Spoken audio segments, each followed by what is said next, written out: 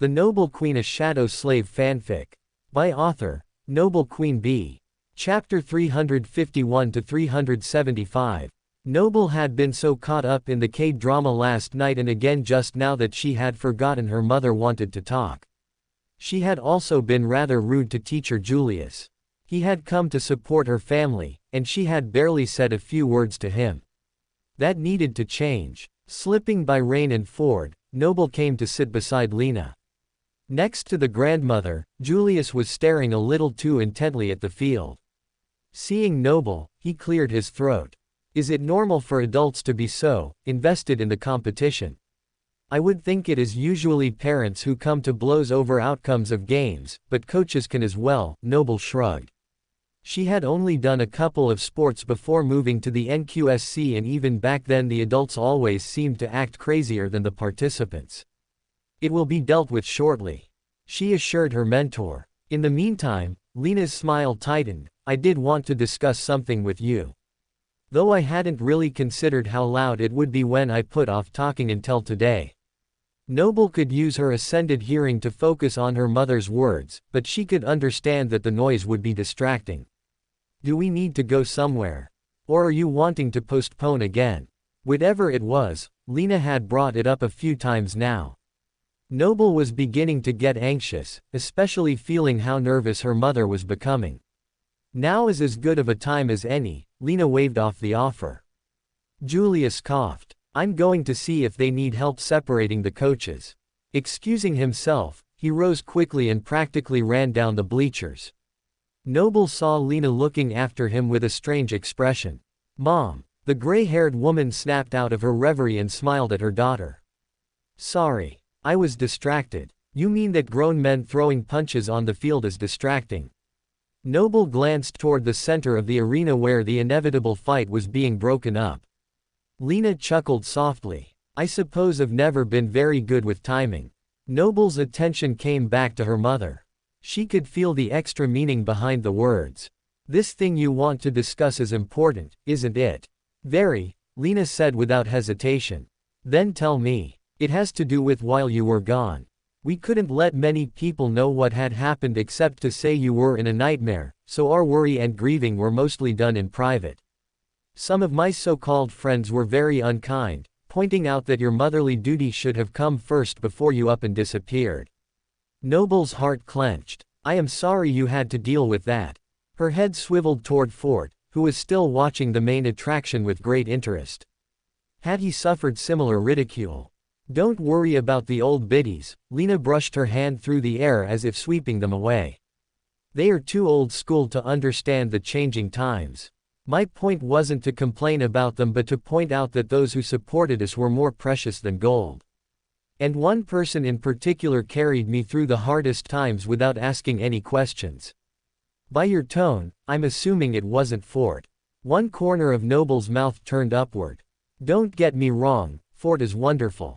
He did his absolute best, but I couldn't have expected him to hold me up in addition to everything else he had going on. This person just listened to me, supported me, and made sure I was taking care of myself while I tried to take care of the kids and work on the continuing evacuation effort. He was there through it all without fail. Lena studied Noble's face to make sure she was following. I'm glad you had someone to anchor you. The younger woman nodded. But I am guessing this person became more than just a friend or we wouldn't be discussing him. Lena blushed slightly. I tried to brush off the feelings at first. I convinced myself that they were just an extension of my gratitude to him. But now that you are back, those emotions have only grown.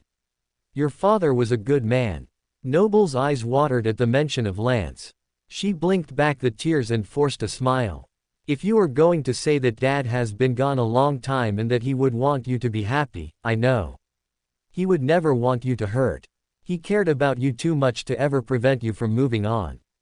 I could never replace him, Lena said quickly. I don't want you to think that is what I am trying to do. I would never think that. Noble swallowed. There was a pit in her stomach that she couldn't explain. She believed what she said wholeheartedly. Her mother had been making it on her own for years. Selfishly, Noble hadn't really questioned it, assuming her mother was content to be single for the rest of her life.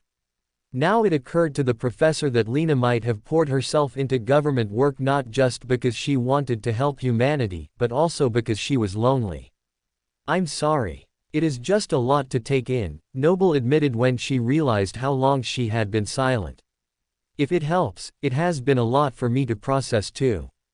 I don't expect you to accept it all at once. But I needed you to know. I have put off telling you for too long because I didn't want to burden you as soon as you got back." Lena looked away. "You are not a burden. You are family, Mom." Noble took a deep breath. Grabbing her mother's hand, she steadied herself. Lena's emotions were all over the place, but one thing Noble could sense through it all was her love for her daughter and genuine sincerity. Lena would never have shared her thoughts if she wasn't sure. Pressing her lips together, Noble forced a smile. "As hard as this is, it is also something happy too. I want to hear it all about it." Noble sounded more confident than she felt. It would take a little adjustment to get used to the idea, but the more she thought about it, the more she liked the idea of someone for Lena to lean on. That was assuming the gentleman was worthy of her mother's affection. Blinking away the remnants of tears, Noble squared her shoulders and squeezed Lena's hand. "So, tell me, who is this mystery man?" Lena's blush, which had faded, came back in full force. "I would think it isn't that much of a mystery." The answer flustered Noble, but only for a moment. Her eyes flicked toward the railing where a gray-headed awakened was covertly peeking over his shoulder to see if they were still talking. The moment her eyes locked with his, he looked away again. "The man you are dating is Teacher Julius." Noble floated a little higher from the bench as her voice rose. "It's a little more serious than that, I'm afraid." Lena bit her lip. "We are getting married." The area around Noble was suddenly assaulted with the reverberating noise of a single word. What? Why had the sound bent and echoed so strangely around her? Noble looked behind herself to make eye contact with Ven. His subtle smile told her all she needed to know. Having seen her exclamation coming, he contained the sound such that only she and Lena could hear her yell. Aside from those who saw her arms move energetically upward, no one knew the professor was in the middle of an emotional upheaval. Even Rain and Fort seemed blissfully ignorant. Ven nodded, assuring Noble that neither he nor anyone else could hear the private conversation. She tipped her chin in understanding. Of course, that was the only thing about the last part of the conversation that she understood. Surely she hadn't heard her mother correctly. You're getting married. Dating someone was one thing, but married. Lena couldn't hide her smile. "I am. To Julius." Noble couldn't quite make her mouth form the words. "How? When?" "That Julius." Her point at the kind-hearted teacher was less than covert, but thankfully Lena didn't mind. The older woman nodded. "It happened slowly at first. We've known each other for years, after all. And friendship was enough for us for a long time. It didn't take a romantic turn until recently." It was Noble's cheeks' turn to burn with the last statement. She wasn't sure she wanted to know what exactly a romantic turn meant. The gray-haired woman tucked a strand of hair behind her ear. "I know this feels a little fast, but we aren't young anymore, and we know what we want. And what we want is to be together. You've known us both longer than we've known each other. You are the reason we met, in fact." Lena continued to spill all the words that she had been aching to say. "Julius loves you very much. He has been pestering me to tell you because he didn't like keeping the secret. He didn't want to be around when I told you so that you wouldn't feel pressured to give your blessing." "My blessing?" Noble furrowed her brow. "You require my blessing." "Require? No. Request, yes. Jules thinks of you as a daughter. Of course, he wants you to approve of our decision." Lena glanced toward the field, where Julius was more openly staring at them now. He smiled and waved awkwardly. Noble overlooked the pet name that her mother had just given her mentor. Did they know? Noble tilted her head toward Rain and Fort. The two people were still not paying attention to them. Looking down at her wrists, Noble realized why. Her magical bracelets coupled with the lack of sound put the professor and Lena in a blind spot of sorts. Until Noble tried to get their attention or they consciously went looking for her, they would not easily perceive her even though she was sitting beside them. It was a strange thing. "No, I will follow your lead on that." Lena paused. So, what do you think? Noble reevaluated what she had seen since she returned. There had always been deep affection between Julius and Lena. Noble had assumed it was because they both cared deeply for her, and for a long time, it probably was. But the gentle smiles, stolen glances, occasional unnecessary touch. How had she been so blind? Noble met Julius's gaze. He nodded slowly. His love was genuine, there was no doubt about it. Noble could feel it overflowing after he had been suppressing it around her. He was no longer hiding it, and Noble wasn't sure how to feel about that. What did she think? I don't know, Noble admitted. Ladies and gentlemen, due to unforeseen circumstances, the field events will be postponed until this afternoon. A booming voice announced over the stadium's numerous speakers. Either Ven had finished dampening the sound or the announcement was strong enough to overcome it. Ford leaned over with a smirk. And by unforeseen circumstances, they mean the coach that just tried to destroy half the equipment while being escorted off the field. We appreciate your patience, the announcer continued. As a result of this change, the track events will begin after a 5-minute warm-up. The people around them complained. That was not enough time for the students to prepare. But in the stands, there was no one to complain to, and the competitors of all ages were paraded onto the field for stretches and to get their muscles moving. Is that who I think it is? Ford rose from his seat and squinted at the golden boy, gaining a considerable amount of cheers from the crowd. Dad, don't make a scene, it's fine. Rain tugged on her father's coat to make him sit down. Noble. Lena touched her daughter's arm gently. We will have to finish this conversation later. I have to make sure Fort doesn't kill that boy, and Rain doesn't leave crying. Noble excused herself and moved over a seat. While she doubted either would happen, it was as good of an excuse as any to postpone an answer to Lena's request until she could fully form her thoughts. Sitting between Fort and Rain might have been a mistake, Noble realized. The former was fuming and the latter was anxious. Both of the feelings began to bleed into her soul. I should have just stayed with the lovebirds. Noble noticed Julius come back to sit by Lena. His face told her all she needed to know. He was disappointed. On the field, the lineup was being introduced. By luck or by design, the order of races had been completely inverted, making the most experienced racers go first. The older students made their way up to the line. When Cade's name was called, a small contingent of hormonal females screamed extra loud as his concentrated face appeared on an impossibly large screen above the action. Rain turned her attention to the gaggle of females and sighed. I guess you were right, Mom. Kayla is here. Noble wrapped her arm around her daughter. At least this part will be over soon. Quote, the runners got on their blocks and placed their hands on the ground. The crowd grew quiet. The gun sounded and the competitors were off. They raced around the track with all the speed that could be expected of mundane teens. The crowd roared to life in support of their champions. Noble watched with bated breath as the group rounded the corner to complete the lap. She was relieved when Cade was not first, second, or third. Good, she whispered to herself. Not last place, but close enough. Noble felt Ven's emotions spike behind her, and she wished she hadn't spoken aloud. Of course, he could perceive any sound to manipulate it so easily. Maybe it was better if he heard her, as it would keep her honest. Now if she did something to make him trip or say, rise off the ground and float in place for a brief moment, the awakened behind her would be suspicious that she was involved. Contemplating cheating just to get a boy back for hurting my daughter. Fort's feelings must be rubbing off on me. Noble shook her head. Fort was full of emotion, and none of it was positive toward Cade.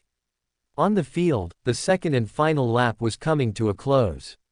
Even in the chilly weather, the athletes were glistening with sweat. Cade was still firmly in fourth, and it looked like he had all but run out of energy.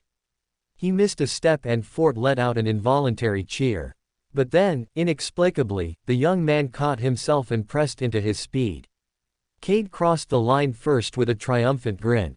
The girls nearby went wild, causing Noble to roll her eyes. At least it's over. Cade has secured first place in Heat 1 of the preliminary round. The announcer confirmed the results. First heat. Preliminary round. Noble rubbed her head. It was going to be a very long day indeed. The other heats moved efficiently, but for Noble, it felt like they dragged on forever. The professor stayed firmly between her husband and daughter, wishing for time to move faster. The only bright spot was Ven's nephew coming in first in his heat. The family behind them celebrated, and Noble congratulated them sincerely. Name did really well. That boy has real talent, Fort joined in the praise. Hopefully he can beat Cade in the finals.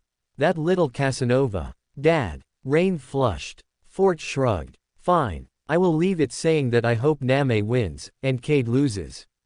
The last part was mumbled. Thank you for the well wishes, Ven answered graciously. After that, time slowed to a crawl.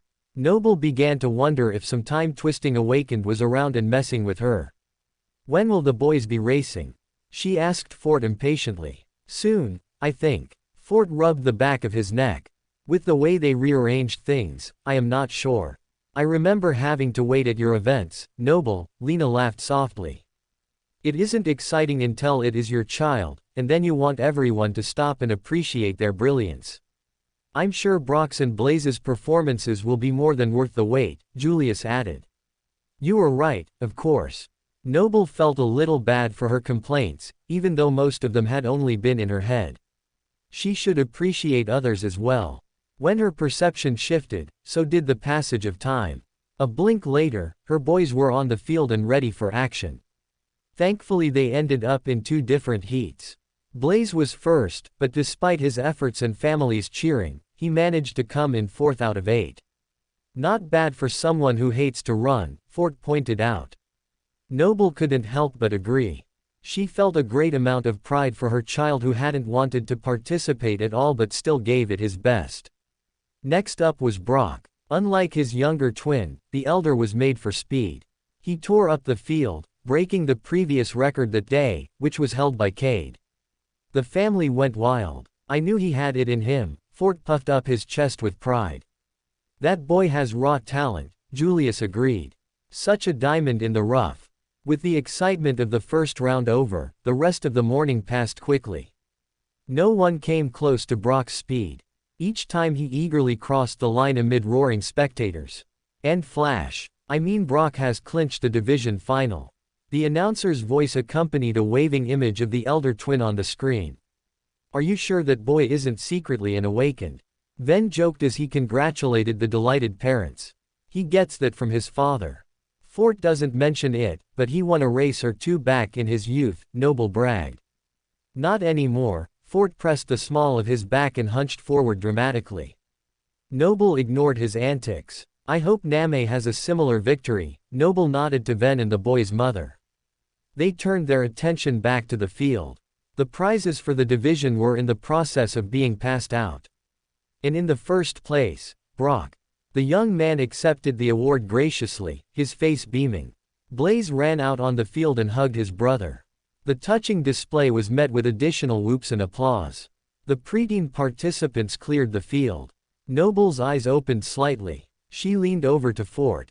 Wait, does that mean we are done? We can be, Fort answered noncommittally. Noble could feel his emotions. As much as he enjoyed reliving the glory days, he was ready to leave the crowded stadium as much as she was. A few minutes later, the twins found their way into the stands. Brock wore the medal around his neck proudly while Blaze called out, "Make way for the Flash." The Flash. Noble smirked as the boys came near. Is that name going to stick? I hope so, Brock nodded. Makes me sound like a webtoon hero. That it does. Nice work, son. Fort patted Brock on the back. You gave it your all. He turned to Blaze. And so did you. I am proud of you both. Oh no, Blaze held up his hands. This moment belongs to my brother. You can praise me at the next math competition. The boy nodded. Rain tousled both her brother's sweaty heads and then wiped her hand on her jacket. You knuckleheads both did well. Noble was happy to see her children truly celebrate each other's successes. It made her heart swell to see them getting along so well.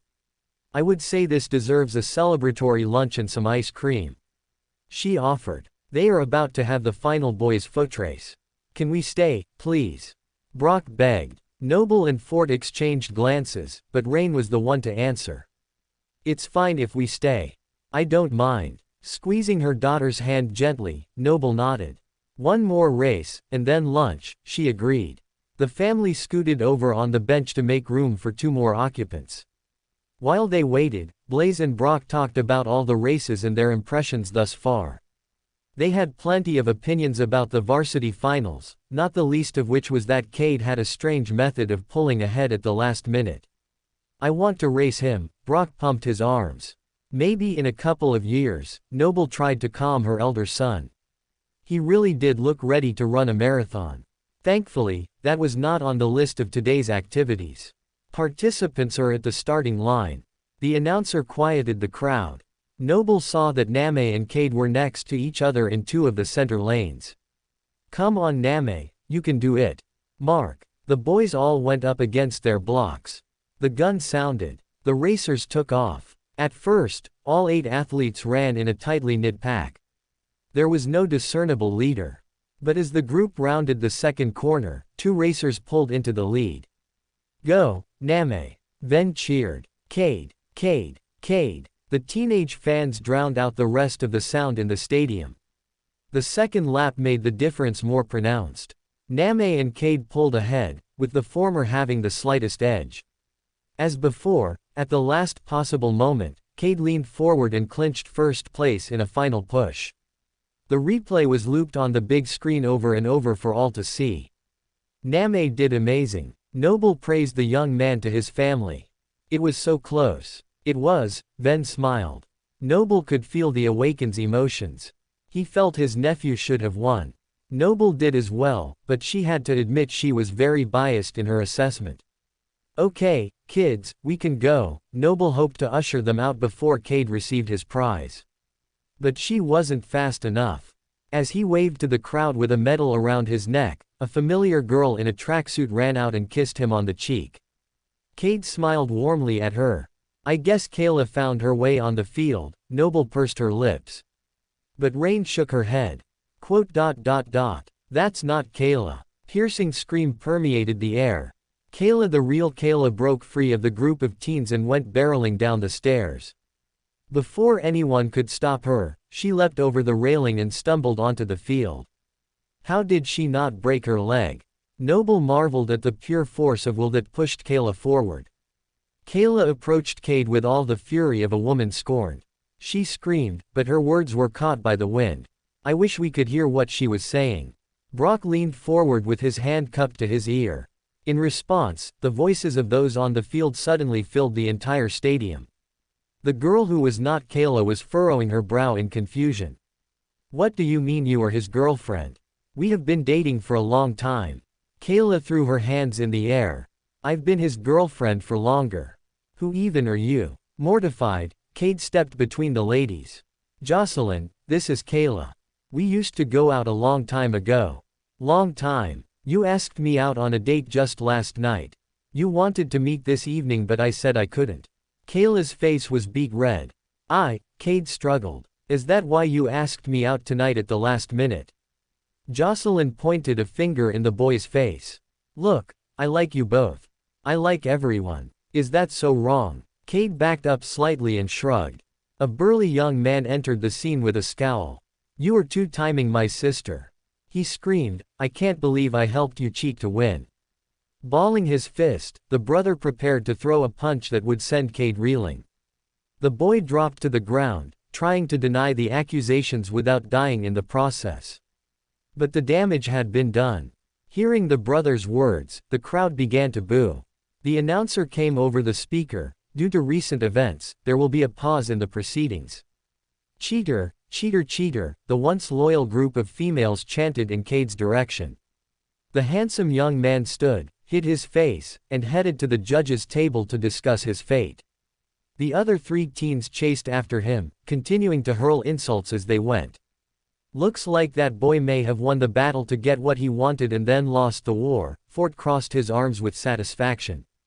You okay? Noble turned to Rain. Are you kidding? Other than feeling a little bad for Kayla, this day could not get any better. Rain's eyes were filled with amusement and relief. If last night had gone differently, she might have ended up as one of the girls on the field screaming at Cade. It's crazy that we could hear them so clearly up here. Blaze looked at the speakers. There aren't any microphones on the field. With a small smile, Noble turned behind her to see Ven grinning. Did your flaw cause us to overhear? She asked innocently. Perhaps. Ven winked. Thank you. Noble dipped her head. It took a little time for the mess on the field to be unraveled, but in the end, Name was awarded first place. If the snippets of gossip around them were to be believed, Jocelyn's brother had awakened during the previous solstice and was helping Cade gain a final burst of speed to win his races. Cade left in a huff, claiming he would protest the ruling. He was escorted out by security so he would not cause any more trouble. He probably just made a scene so security would make sure her awakened brother wouldn't try to hit him again, Noble mused. From the look of the young man in question, it wouldn't take much for Jocelyn's brother to take Cade out of the gene pool permanently. Cade had made an enemy for life. Thunder sounded overhead, signaling an incoming storm of acid rain. The rest of the day's activities have been postponed due to inclement weather. Please make your way out of the stadium and seek shelter. Stay dry everyone. I don't get why anyone would cheat, Brock said around a bite of Oko's famous ice cream after the family's lunch. All eyes turned to him as he contemplated. It's such a hollow victory to win by cheating. It wasn't even like it was life or death. I'd rather lose and know I tried.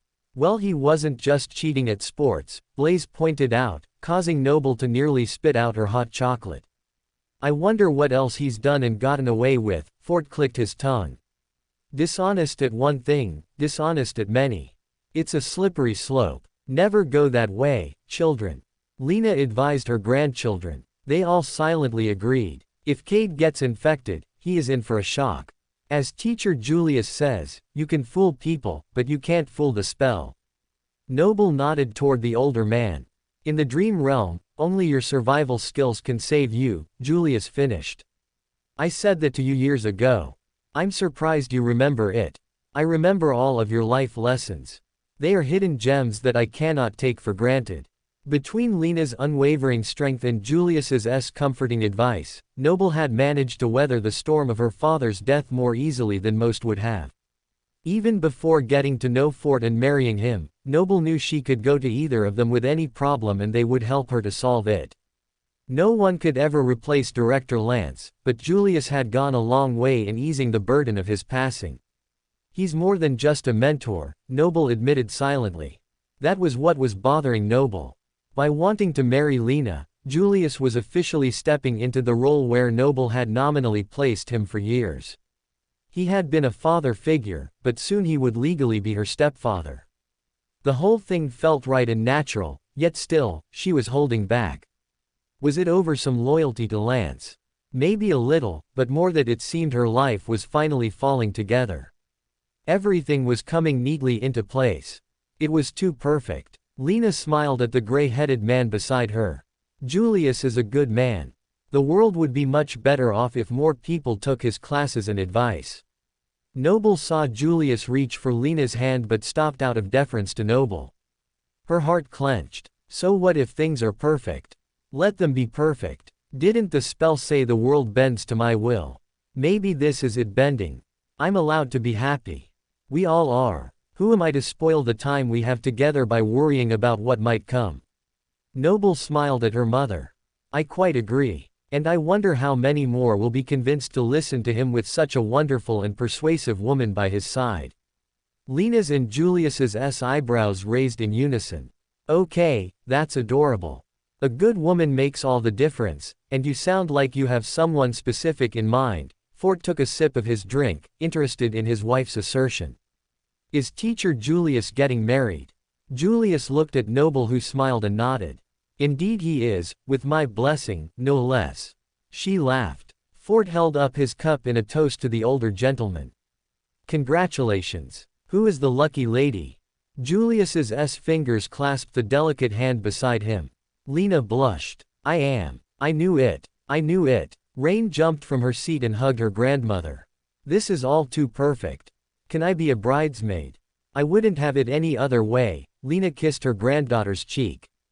Wait, does that mean we can call you Grandpa Julius for real? Brock paused with his spoon in the air. If you like. Julius chuckled. You can call me anything you want. Grandpa Julius, Blaze confirmed. Will we get to do anything special? The groom-to-be stroked his chin. I am sure we can find a place for you, don't you think, Lena? Absolutely. The grandmother nodded. It would not be the same without any of you. Welcome to the family. Ford reached across the table and shook the other man's hand. Thank you, son. Julius winced slightly, but then his smile grew wider. I guess the term is more appropriate than ever. Yes it is, Ford smiled. Unlike Noble, Ford hadn't had the luxury of knowing his father well. To hear Julius call him son filled a hole similar to when Lena doted on him. He sat a little straighter in his seat. Everyone's reactions confirmed to Noble that she had made the right choice. This was a reason to celebrate. Noble raised her hot chocolate. To Grandma and Grandpa Julius. The others around the table raised their drinks and ice cream respectively. While the cups could not clink like a proper toast, the laughter more than made up for the absent sound. So, have you decided on a day? Rain leaned forward as all the other drama of the day flew from her head. Now that Noble was past her own hesitation, she found that she was interested in the information as well. Lena and Julius looked at each other and nodded. The gray-headed woman cleared her throat lightly. December 7th. What? Noble nearly choked. That's only about a month from now. Why so soon? When you are as old as we are, time takes on a different meaning. Now that we have told you, there is no real reason to wait and every reason to get married as soon as possible. Lena looked lovingly at Julius. Every reason. What is that supposed to mean? Noble caught herself before sarcastically asking her mother if she was pregnant. The joke would not have gone over well. The grandmother frowned, seeming to read Noble's thoughts. The professor looked away sheepishly. I mean that every day is precious. Nothing is guaranteed. Julius wants to marry before the solstice so that a few of the sleepers can attend. Lena explained. Awakened Rock is set to leave the following week so he can challenge a second nightmare. He needs time to prepare before he goes, so the day makes sense. I told Rock to save the date but not why. Julius added the last part quickly. I guess I can tell him the real reason now. I see. Noble processed the information. I am also going to see if we can get Master Sunless on the communicator for the ceremony. It would be nice to somehow make him a part of the day. Julius's expression became far off. Sonny. Have you heard from him recently? Rain glanced toward the communicator in her pocket. I rarely hear from him, but I believe that is due to the spotty Spelltech connection. Maybe you can call in a favor and get him a secure line. Julius looked at his future stepson-in-law. I can try. Ford answered enthusiastically. Alight, so you have guests and a date, but do you have a venue? I don't know if you have noticed, but things around here have become very crowded lately. Noble glanced outside of the humble ice cream parlor. While this particular park had not yet been overrun with tents and temporary buildings, many others had. Space was at a premium. We are aware that there is an issue. Lena sighed. I had considered doing it at my house and keeping things small, but the more we talked, the more we realized how many friends we wanted to have at the wedding. Julius squeezed her hand. So I suggested we have it in the Academy's auditorium. It isn't used for most of the day and we would pay to rent the space. Not exactly a flashy location, but it is big enough to do the job. That's actually a good idea, Noble conceded. It seems like you have thought of everything. I don't have a dress or decorations. Lena brought her hand to her temple. We can help with that. Rain pulled out her communicator. Now for a woman of yore, the teen struggled for the words. Lena narrowed her gaze. Grace and charm. Yeah, that. Rain nodded vehemently. I think we can find something that will work for both the season and your personal taste. I want to be the ring bearer. No, I want to be the ring bearer. The twins' silent bickering grew louder. You are both too big to be ring bearers, Fort told them firmly. Anyone taller than the bride is no longer qualified to bring the rings in on a pillow. Nonsense. Julius came to the boy's aid. We aren't a traditional bride and groom. Why should we have to follow what others do? If it's all right with your grandmother, I think you should come down the aisle each carrying one of the rings. Be co-bearers, if you will. I think that is a lovely suggestion, Lena said before being pulled back to the communicator by her granddaughter. And what if I want to be a ring bearer too? Ford asked with a wink. I thought you might like to be my best man, Julius offered genuinely. Ford was taken aback. Are you sure? Do you want someone else to have the honor of walking me down the aisle? Noble arched her brow. Never. Ford answered a little too forcefully. He held out his hand to his future father-in-law. Thank you for the honor. The pleasure is all mine. Julius nodded. The conversation continued with both the bride and groom fielding questions and making plans. Noble looked at the little crowd in the ice cream shop. They were her people, her family. Like a missing piece, Julius completed the puzzle that made them whole. Her love for these people ran unbreakably deep. Noble would protect the fragile world for as long as she could and at all costs. Today that cost was minimal. Instead of being a burden, it was a joy. Who would have thought that I would have gone from worrying about my daughter's love life this morning to accepting my mother's plan for marriage this afternoon? Life was funny often, and at least this time she wasn't falling through a gate and into a nightmare. Though in some respects this challenge was almost as daunting. While planning a wedding wasn't a bloodbath for survival, it was a gauntlet of challenges that was not for the faint of heart. But Noble had done it once before and she was confident that she could do it again. Most of the hard work had already been done. All that was left were the details. Really, how hard could that be? Welcome to Fanfic Audiobook, your go-to place for immersive audiobooks. If you enjoy the content, don't forget to like the video and subscribe to our channel for more amazing stories. Calm down. Everything is fine, Sarai assured her. I think you are more nervous than the bride. The redhead teased. I just need everything to be perfect, and instead I am here checking on wall progress, Noble huffed. At least as a master, you are not stuck here for hours on end and can head back whenever you like. Sarai tried to see the bright side. It won't take that long and we will be back to preparing for the wedding in no time. After looking at the shimmering gate beside her, Noble touched Theo's sword beside it respectfully and took a deep breath. It was her own fault that she had delayed checking on the progress at Crestfall until this morning. The morning of the wedding. Things had just been so hectic. Lena and Julius claimed to want a simple affair, but with the number of people they both knew, the guest list alone was more harrowing than a nightmare creature. After deciding she was on board for the wedding, Noble had jumped into the preparations with both feet. Being a professor, being a mom, and being a wedding planner had turned into 3 full-time jobs. At least as a master, she didn't need much sleep. But all of that led to her neglecting the citadel that she had helped to form. So, reluctantly, Noble and Sarai had taken an hour out of their morning to inspect the progress of the new city of Crestfall. With a sigh, Noble turned away from the gateway. Let's get this over with. Nickel wasn't there to assist them. He had left Crestfall almost the same day he arrived and had gone to his home citadel. Noble wasn't sure where that was. Nickel wasn't exactly forthcoming with information. Noble couldn't worry about it today anyway. There were far too many other things on her agenda. Outside of the palace, the tent city had grown. Thanks to Antarctica, many of the civilians and soldiers were awakening or actively conquering nightmares.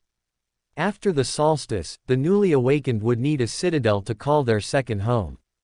As Noble understood it, the government was going to place many of the new recruits in Crestfall. That would make things very crowded in a few weeks, but for now, things were quiet. A few permanent buildings had been constructed, but overall the place still looked like it could pick up and move at any moment. If a real threat comes, they will have to retreat underground to Ender's Deep. Noble reminded herself. It would still be quite some time before the citadel would be able to defend itself. A big factor in that equation was the rebuilding of the city's wall. As they exited the tent village and looked toward the horizon, both women stopped in their tracks. That's it. Sarai covered her mouth. The wall was barely shoulder height and around a kilometer long.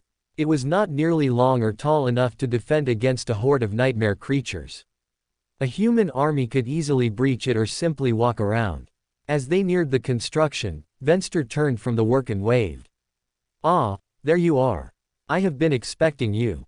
Noble shook the amiable young man's hand. "It is good to see you. I hope you were not waiting too long." "Not at all," Venster wiped the sweat from his brow. "I just spent the time trying to help with the effort. A wall isn't built overnight, as you know. Why is the progress so slow?" Sarai touched the wall gently. It was wide and sturdy, at least. The Chancellor's assistant leaned against one of the large stones. "Most of our talent is struggling in Antarctica, and when they have their respite here, building a wall isn't exactly on the top of their list. So the help is scarce. If we had someone with a construction aspect, that would make all the difference in two worlds. Until then, we will do it the old-fashioned way."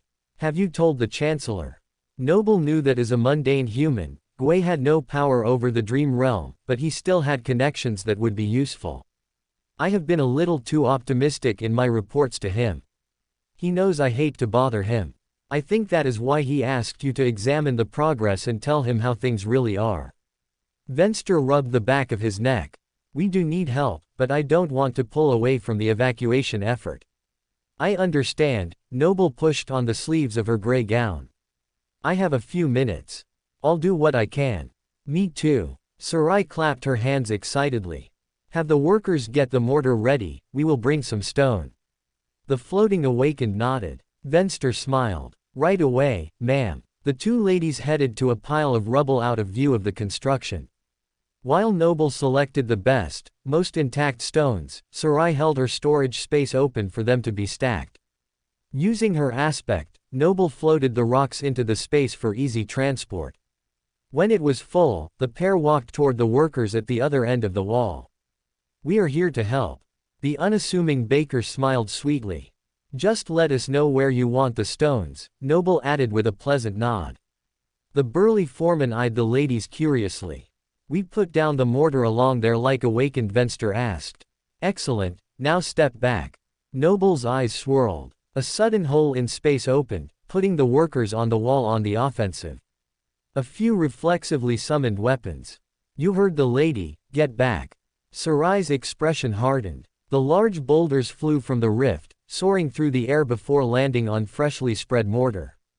Using one of their trowels, Noble spread the wet glue along the side of the stone before locking the next one in place. Everything took place in less than a minute. A new layer of the wall stretched about a quarter of the way down the constructed section. The ladies repeated the process 3 more times, completing the kilometer in record time. The foreman ran his hands through his hair. "That would have taken us all day and then some." "Thank you." Sarai looked at the wall. "I am only sorry we can't do more. We have run out of mortar," the foreman told her. "And we have run out of time." Noble looked at the sun. She turned to Venster. "I will get my report to the Chancellor soon, just, not today." "Understood." Venster bowed slightly. "Enjoy the wedding." "I'll enjoy it more when the caterer arrives," Noble winked at Sarai. "Agreed. She really should fly to get there." The redhead nodded. Without another word, Noble lifted them both into the air and floated back toward the palace. Noble heard the foreman as they left earshot. "Someone is getting married. 2 special someones, in fact," she answered mentally. Smiling, Noble let the wind brush against her face. She looked at the palace growing ever nearer and prepared mentally to head home. "Enjoy the moment of peace and quiet. It is likely the last one you will get today." Little did she know the chaos would last much longer than that. Noble had the foresight to tether herself to the academy before heading to the dream realm. So upon returning to the waking world, she landed back in her classroom. The lovely violet gown was draped neatly across her desk with her communicator placed on top of it. The small device buzzed almost immediately. "I am packing up the food and heading to the academy. I will see you soon." Noble read Sarai's message. At least she didn't have the food in her storage space with the rocks. It would be terrible for all the food to have a layer of dust on top. It was one crisis averted. Today has to be perfect. Noble remembered how much she cared for these people and the pull deep inside her to protect them strengthened.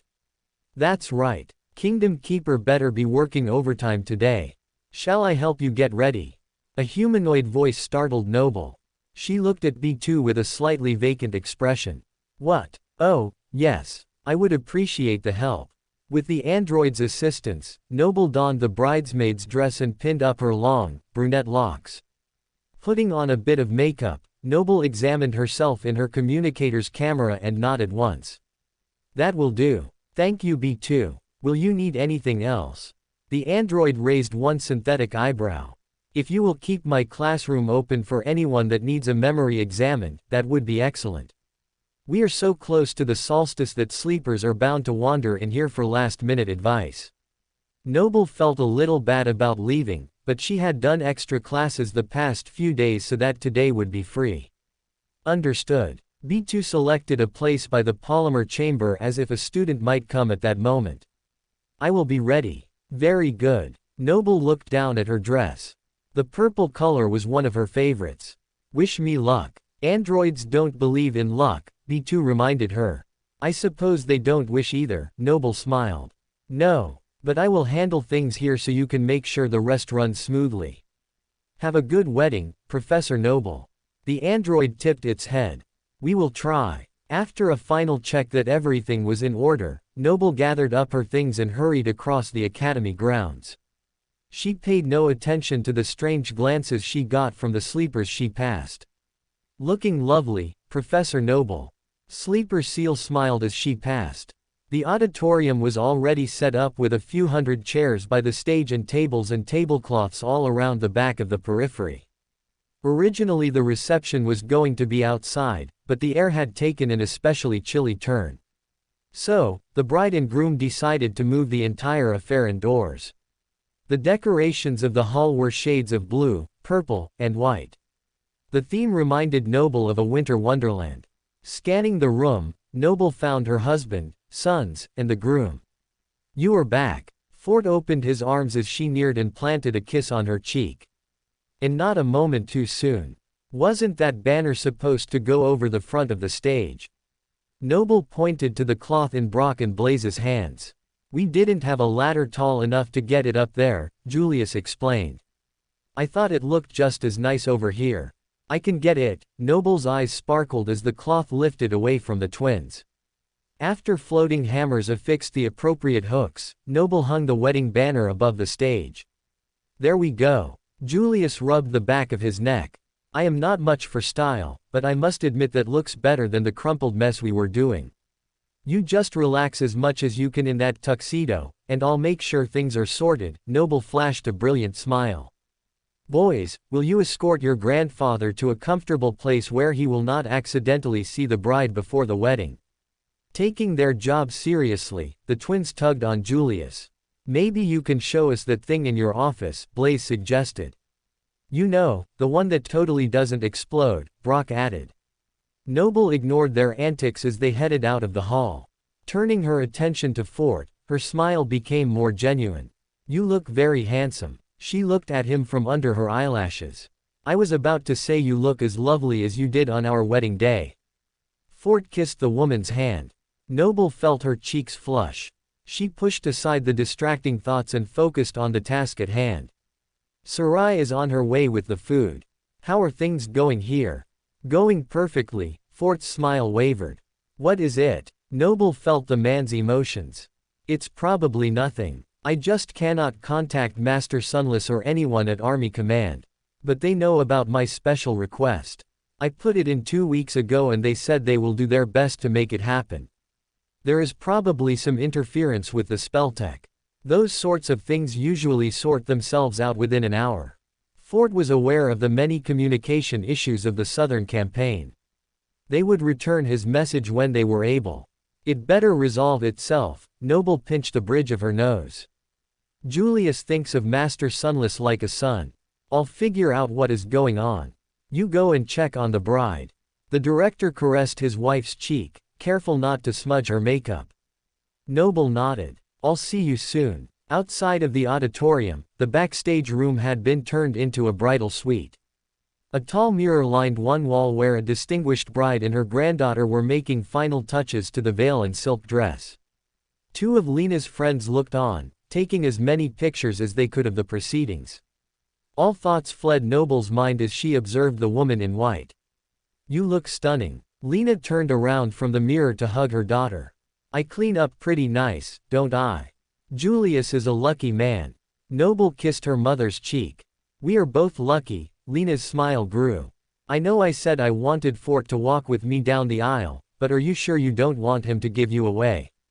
The professor offered. For the last time, no one needs to give me away. I am perfectly capable of speaking for myself. Lena touched her gown. Plus with this poof Rain talked me into. I'm not sure another person and I will even fit down the aisle. Sweet Jules is going to have to walk behind me on the way out. The laughter and love in the room melted away much of Noble's anxiety. Lena was having a nice time on her wedding day, which was all that really mattered. She didn't have to protect every facet of the wedding, she simply had to protect the joy that her mother and Julius shared. That was a far easier task. A few minutes before the ceremony was scheduled to start, Noble's communicator buzzed. It was Sarai. The food is here, but there's an extra layer on the cake. I need you to come examine it. Noble's face paled slightly. That was their distress message. Something was wrong. Noble forced out a smile. Sarai is here with the food, I'm going to peek out and make sure it goes on the correct table. Lena clicked her tongue. Hurry back, dear. And don't overwork yourself. It's just a wedding. But Noble could feel how touched the bride was by her daughter's care. The professor dipped her head. I'll be right back, Mom. Noble looked at Rain. The teen frowned slightly with an open question on her face, but Noble waved her hand lightly in response.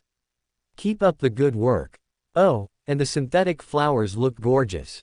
Backing out of the room, Noble closed the door with a sigh. Most of the guests had arrived and were looking for seats. A few lingered at the tables in the back as if trying to decide if they would stay or not. Noble greeted them as she passed by. The bride and groom have said all sleepers are welcome. Please take a seat and don't be shy. The young guests lowered their heads in thanks and moved farther into the room. Noble moved in the opposite direction toward the corner with the buffet table. Already she could feel the angst behind Sarai's pleasant smile. All the food is here and accounted for. She announced a tad too loudly. It looks and smells delicious. Noble peeked inside one of the covered trays. I have all of their favorites as well as the cake over there. Jolly made another masterpiece if you ask me. Sarai pointed to a simple but elegant confection. Speaking of cakes, you said it has an extra layer. Noble asked quietly. Everything here is fine. Sarai tilted her head toward the door. But you may want to speak to Fort. He was on the fence about if he should bother you. Bother me. Noble got a sinking feeling. Thanks for contacting me. You finish setting up. I'll handle it. Sending her senses out into the hall, Noble's uneasy feeling only increased. Fort was in a small office across from the auditorium. He was not alone. And the person he was talking to was not who she expected. Are you sure? Maybe. Fort's voice cut short as the door swung open. His creased brow was replaced with a forced smile. Hello, my love. Hi, Fort. Noble gave her husband a hug from the side. Hello, Chancellor Gui, she greeted her old friend. She glanced around the small office and frowned. A strange place for a reunion, don't you think? Gui and I were just catching up. It isn't often I get to see him outside the office. Fort's eyes darted away. Indeed, I imagine you don't leave work very often these days. Noble acknowledged the Chancellor's efforts. Mother will be glad you are here. I am happy to attend. It is a nice change from everything else. Gui motioned toward the hall. Your mother and this teacher Julius have quite a long list of friends. I feel like half the government agents residing in the NQSC are here. Noble glanced across the hall at all the chairs. They wanted to make it a small affair, but the more people they invited, the more they wanted to invite. Between Mom's government contacts and Julius's time at the academy, I was worried that we were going to have to find an even bigger place. It is quite a turnout. Gui smiled warmly. I suppose we all needed something to celebrate. Indeed we do, Noble agreed easily. Speaking of celebrating, I thought you would be with your mother. Fort shifted uncomfortably. Did you need something? I was going to ask you the same thing. I thought by now that you would be with Julius, not hold up suspiciously with the leader of the waking world. Noble turned the question back on her husband. Oh, I was with Julius, but then he asked again if I had contacted Master Sunless. I was honest with him that we were trying our best. He said not to worry about it too much. I decided to give it one last try, and who better to ask for a favor than the Chancellor. Fort's smile faded. I take it you do not have good news. Noble looked between the two men. The Chancellor hesitated. Ah, I see. The professor shut the door. Tell me. I was explaining to Fort that I had no idea that the Devil of Antarctica was so close to Julius. He didn't list anyone on his military forms. The Devil of Antarctica is Master Sunless. Noble tried to process that information. Their neighbor was a fierce fighter based on what he had taught Rain, but Noble couldn't marry the slightly mischievous lecturer with the devilish terror reported by the news outlets. Rain had been in contact with her former tutor. Why had she never mentioned it? Of course, Noble was both a professor and Queen Bee, so who was she to judge? Pushing past the confusion, Noble held on to a much more important piece of information in what the Chancellor had said. Why would Julius need to be contacted about Master Sunless? Noble's feeling of dread increased. Fort and Gui exchanged glances, and the Chancellor sighed. The details are a little sparse, but during a battle in Antarctica, 3 Category 4 gates opened and pinned in forces of valor, song, and the government. The awakened forces were devastated. Saint Cor escaped to the dream realm, or we might not know anything that happened at all. And Master Sunless was there when this happened. Noble bit her lip. He was, Gui confirmed. But he is a master. Surely he escaped to the dream realm like Saint Cor. Hadn't the Chancellor called him the Devil of Antarctica? Noble refused to believe that someone like that would go down even in the face of certain death. He might have. In fact, the government believes he did. But the place that Master Sunless was sent is a death zone. Fort tried to soften the blow but found the task impossible. Godgrave. Noble thought about the place between the song and sword domains. If he had been sent to the edge of the bones of the ancient god, he had a decent chance to escape. Not Godgrave. Gui shook his head. But somewhere just as harrowing. Cor brought back those he could, but 4 of the government masters, including Master Sunless, have yet to return. How long ago was this? Noble hoped that this had just happened. Then the lack of information would make sense. It has been 5 days. Officially Master Sunless is missing. And officially, we have to face the possibility that. No. Noble covered her ears. She was not particularly close to her neighbor, but people she cared about were. Their hurt was hers as well. We cannot assume anything except that he is missing. She added more calmly. It's only been a few days, as you said. Wasn't he a survivor of the Forgotten Shore? Surely anything else would pale in comparison. Gui remained silent for a moment. It's possible. It's not just possible. It's true. Soon he will find a gate and return. I'm sure of it. Noble wished more than anything that her emotional sense extended from the waking world into the dream realm. For now, she would have to live on faith instead. I hope you are right. The Chancellor meant his words. The government had lost many of its best and brightest in that catastrophe. Getting even one of the masters back would be a miracle. I am, Noble answered with conviction. You'll see. They went silent for a moment before Fort brought them back to the present. That's all well and good, he said slowly. His expression became taut. But what do we tell Julius? Noble pressed her lips together before coming to a decision. We tell Julius the truth. Just not all of it. Communication is spotty, and so we are recording the ceremony for Master Sunless to watch when he can. Fort nodded. There was no need to tell the groom about something he couldn't control. They would inform him later. Gui cleared his throat. I'll leave you to it, then. Thank you for the information, Noble smiled. I hope you can still enjoy the wedding. Don't worry about me. As long as the couple is happy, that is what matters. Gui bowed his way out of the room. A moment later Rain appeared in the doorway. There you are. We've been looking for you. It is time to get things started. What are you doing in here? Fort and Noble winced. What would their daughter think of them alone in an office only a little bigger than a coat closet? Sorry, we were just shoring up some last-minute things. The father answered quickly. Yes, I think we have a plan now. Noble nodded. I'll ask Sarai to record the ceremony, and then we can get lined up. I thought she was the one who was showing the wedding to Sunny live. Why isn't she? Rain's face changed. Did something happen? Oh no, something did happen. The pale teen began to pace. I should have known after his last message that something was wrong. What do you mean? When did you last hear from him? Fort resisted the urge to ask a dozen other questions that sprung to his mind. A few days ago, almost a week now. He sent me a long message about what a good student I had been and told me to keep up the good work. He said I had shown a lot of promise. There was no bragging or sarcasm in the words at all. That was what made me worried. I haven't heard from him since. Rain's eyes welled up in tears. What happened? He was surprised by a few gates and had to escape from the waking world.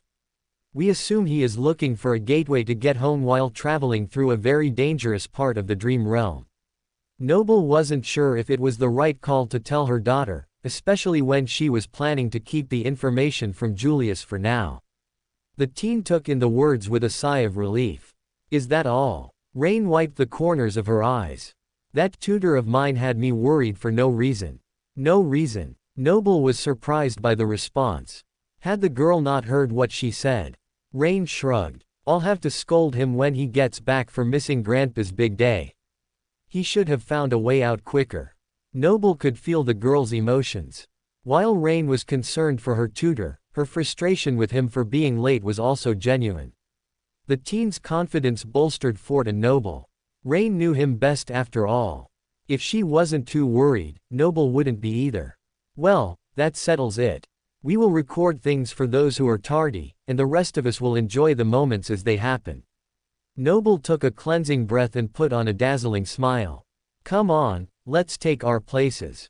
She adjusted the synthetic flower on her husband's lapel. He grinned at her. You might have missed your calling as a wedding planner. What? A professor and warrior are not enough for you, you want me to get into entertainment business as well. Noble gave her husband a sidelong glance as she chuckled. I always find you entertaining, but you are right, one wedding per decade is more than enough.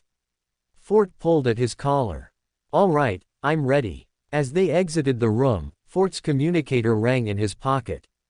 This time Noble's sharp gaze was genuine. I hope you put that on silent for the ceremony. I thought it was. The director fished out the device and looked down at the screen. It's Dimmy. He is wishing the bride and groom many happy returns and some other things I won't read out loud. Noble ignored Dimmy's inappropriate comments toward her mother. I thought you weren't able to get through to Army Command. How is he messaging you? Last we talked, he was at an outpost where the heaviest fighting has been. It's weird, but he must have a better connection than they do. Fort rubbed the back of his neck. Is it all right if I don't give your mom the full extent of that message? I would be upset if you did. Noble kissed her husband's cheek. I'll see you in the lineup in a few. After giving instructions to Sarai, Noble checked on the rest of the preparations. Everything and everyone was in place, including their musical talent. The lone musician was tinkering on the piano which had been rented for the occasion, entertaining the guests with impromptu musical medleys. Noble approached and tapped him on the shoulder, startling the deaf awakened from his reverie. His hands left the keys, but the music somehow continued to permeate the air. For the man not only composed the music. Because of his aspect, he was the music. I'm Noble, daughter of the bride. It's an honor to meet you, Griffin. Noble held out her palm. Reading her lips, Griffin smiled and shook her hand. The pleasure is all mine. Thank you for performing at the wedding. Noble could not begin to express her gratitude.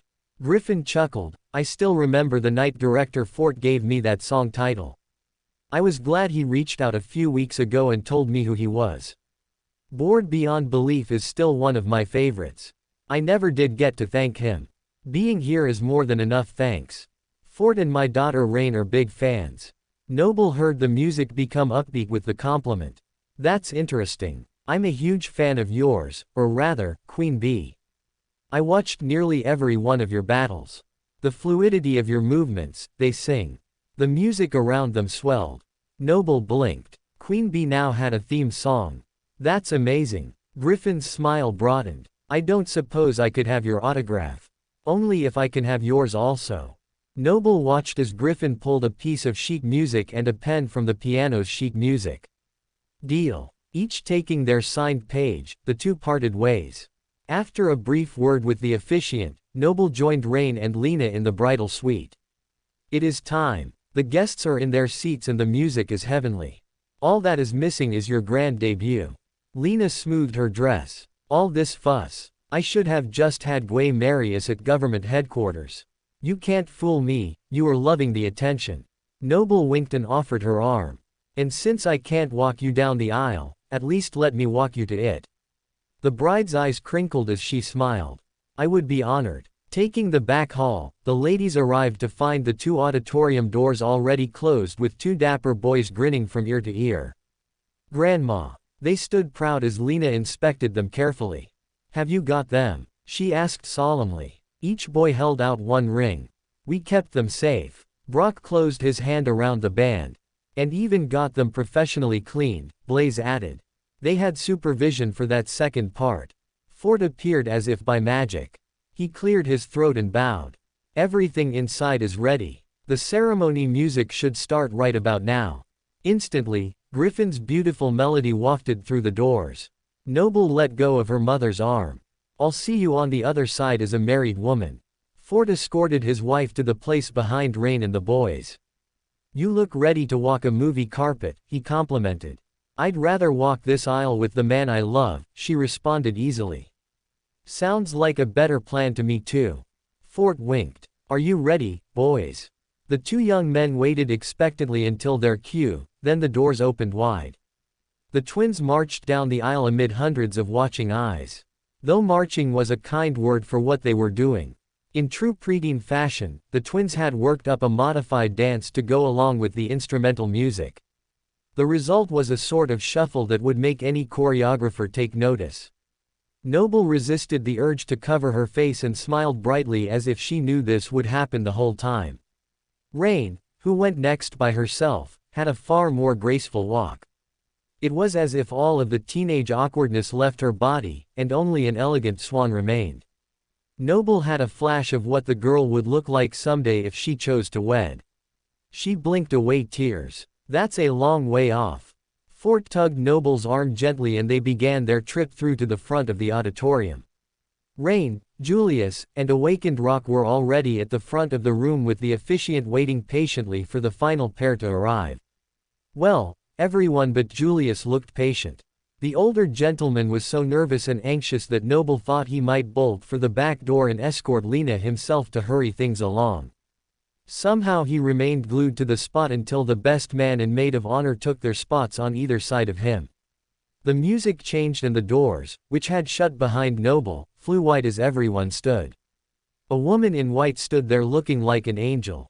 She strode confidently forward with no doubt in her mind that she was making the right choice. And that choice was the man on the stage before her. Julius's eyes filled with tears as he welcomed her to the stage. It was time to begin. The ceremony was short and sweet. The officiant allowed the couple to say their own vows, leaving not a single dry eye in the house. I promise that I will treasure the time we have together, Julius promised. Whatever comes, I will face it with you. Wherever you are is where I want to be, Lena's smile was irrepressible. And I promise to make wherever you go my home. I love you. The old man's eyes crinkled with delight. I love you too. Noble felt a tear slip down her cheek. She knew how precious love was. It had gotten her through her nightmare. Having a home too, was a gift no one could put a price on. Having a person so generous and kind as Julius be that home was an even rarer gift. Noble looked out at the multitude of guests. She wanted the joy of love and the comfort of home for all of them as well. In fact, right now, she wanted nothing more than safety for the entire world. Her heart was full of compassion for humanity. Most of all for her mother and new stepfather. Oblivious to her lofty thoughts, Julius and Lena had eyes only for each other. With the rings exchanged and the pronouncement of marriage given, the happy couple kissed before the company full of government agents and academy staff and students. The auditorium roared with applause. Before their eyes, a marriage was born. All hoped it would be long and happy. The reception was an easy transition as people filtered to the back of the room. The food was served in plentiful supply and guests were allowed to sit wherever they pleased. Rain and the boys found their own seats, the former with some of the awakened academy students, and the latter with awakened Rock so they could ask them all their theoretical questions about combat. Noble was going to rescue the battle instructor from his fate, but he shook his head. It's not often I get to field questions from such eager students. I am happy to help them. The professor realized what he meant. He only ever sought teens after they had survived a horror.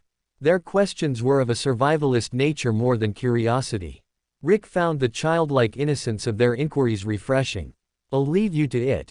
As she turned to go, Brock continued his line of thought. What is the best offense against a flying monkey with hands that look like cymbals? Rock coughed. What an oddly specific question. I would say it depends on. Filtering her way through the crowd, Noble welcomed the guests as she passed. It was weird having so many people she cared about all in one place.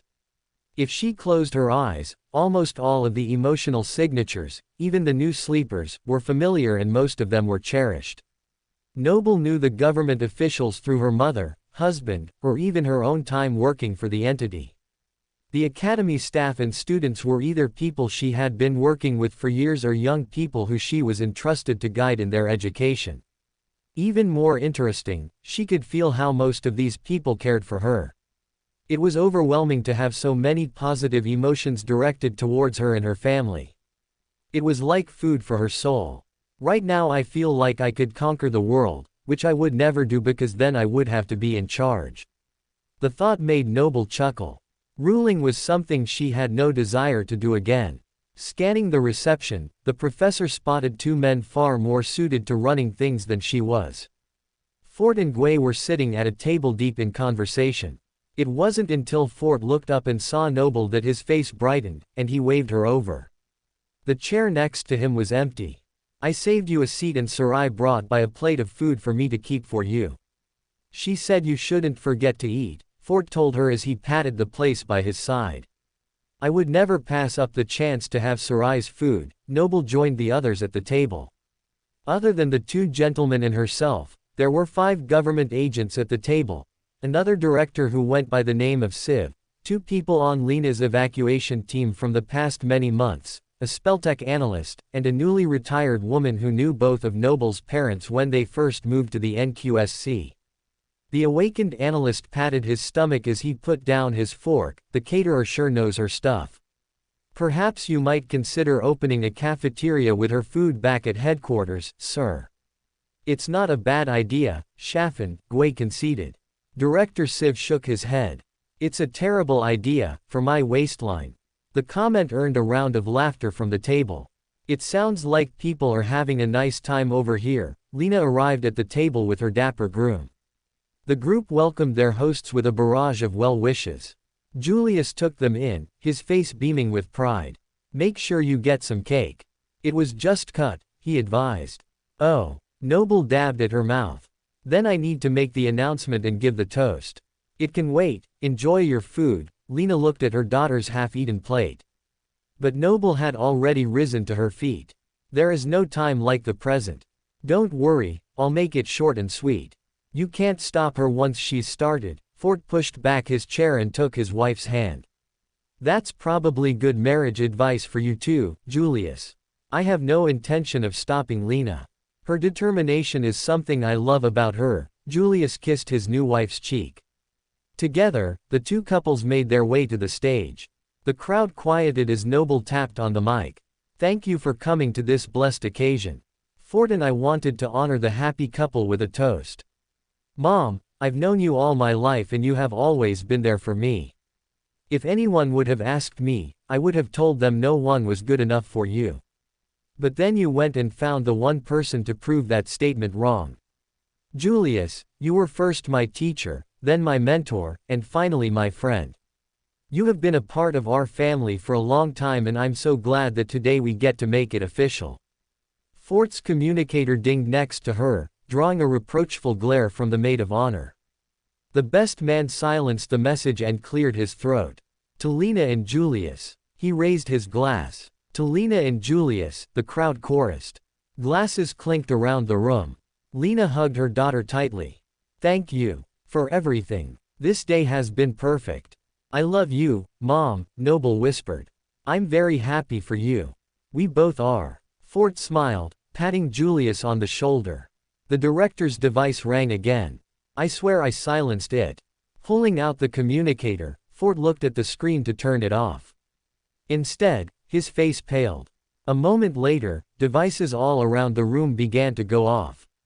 Something was happening, and it was big. Noble quickly realized that those around the room getting messages were government agents. Gui was looking at his device with a tense expression. Noble could feel his concern and uncertainty. What was happening? She, Lena, and Julius crowded around Fort's communicator to see 2 missed calls and a message from Dimmy. Answer, blast it. We need you ASAP. It was unlike Dimmy to be so serious. The communicator buzzed again with another incoming call from the soldier. Fort answered. Dimmy's voice filled the auditorium. Something strange is going on here, Director. His use of Fort's title put everyone on edge. We can't get in contact with Army Command. We could really use some guidance. Fort looked around the room. I have people here who can help. What seems to be the problem? Look. Dimmy turned the communicator around. We cannot see anything. Lena squinted at the screen. We need to make it bigger. Put it up on the screen over the stage. At your wedding. Noble's eyes opened wide as her voice reverberated in the mic. We need to know what is happening. Lena looked at Julius, who nodded. Director Siv called from his table. If that video is a government secret, you should not. Lena looked at her colleague sharply. It's a call for help from a friend, and from the looks of many of your faces, you have already gotten something similar. Shaffin, get it up there, Gui ordered. It's better to have us all seeing the same thing than rely on rumors. With Fort's permission, the analyst took the device and went to connect it to the auditorium's technology. While Shaffin worked using his utility aspect, Noble found Rain. Take the boys into the hall for a bit. Or better yet, take them to CB2. I'll let you know when it is clear to return. But Uncle Dimmy. Rain desperately wanted to stay. I'll watch them, Sarai offered, overhearing the conversation. I need to take the truck back to the bakery. They can have all the sweets they can eat there. Thank you. They will love that. Noble hugged her friend. I'll call you soon. The redhead nodded and went in search of the boys. Turning back to the main problem, Noble found a large screen being lowered in the middle of the stage for everyone to view.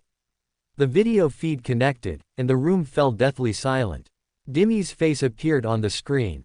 Staying by the communicator, Fort spoke calmly to his friend. We can all see and hear you, Dimmy. The Chancellor is here with me. Tell us what is going on. I didn't know who else to call. The man apologized for the intrusion. But something is happening. He turned the camera and Noble gasped. The outpost was in ruins. A few parts of the walls were intact with civilians seeking shelter behind any patch of rubble that was big enough for a semblance of protection. The sight broke Noble's heart. She had been in their position, watching the world around her burn. Though these people had even less hope of escape than she had. The Category 4 gates had released havoc on eastern Antarctica. And for the outpost, those monsters included a creature with titanic charred bones. The grotesque skeleton had fingers like scythes that convulsed before ripping apart large swaths of the landscape. Nothing the soldiers were throwing at it was doing any good. All of them would be dead within the hour. It looked like Dimmy was sending his farewell. There was no help that the fort or anyone else from the NQSC could offer to save him now. Sorry, wrong angle. The awakened shifted away from the battle to something unexpected. In the center of the ruined outpost, the air was wavering dramatically. Noble's body tensed. It looked exactly how reality had appeared when the nightmare gate opened before her months ago. I don't know what to make of it, Dimmy tried to sound calm. There's no call coming from it. Our commander is dead and Antarctic headquarters isn't answering.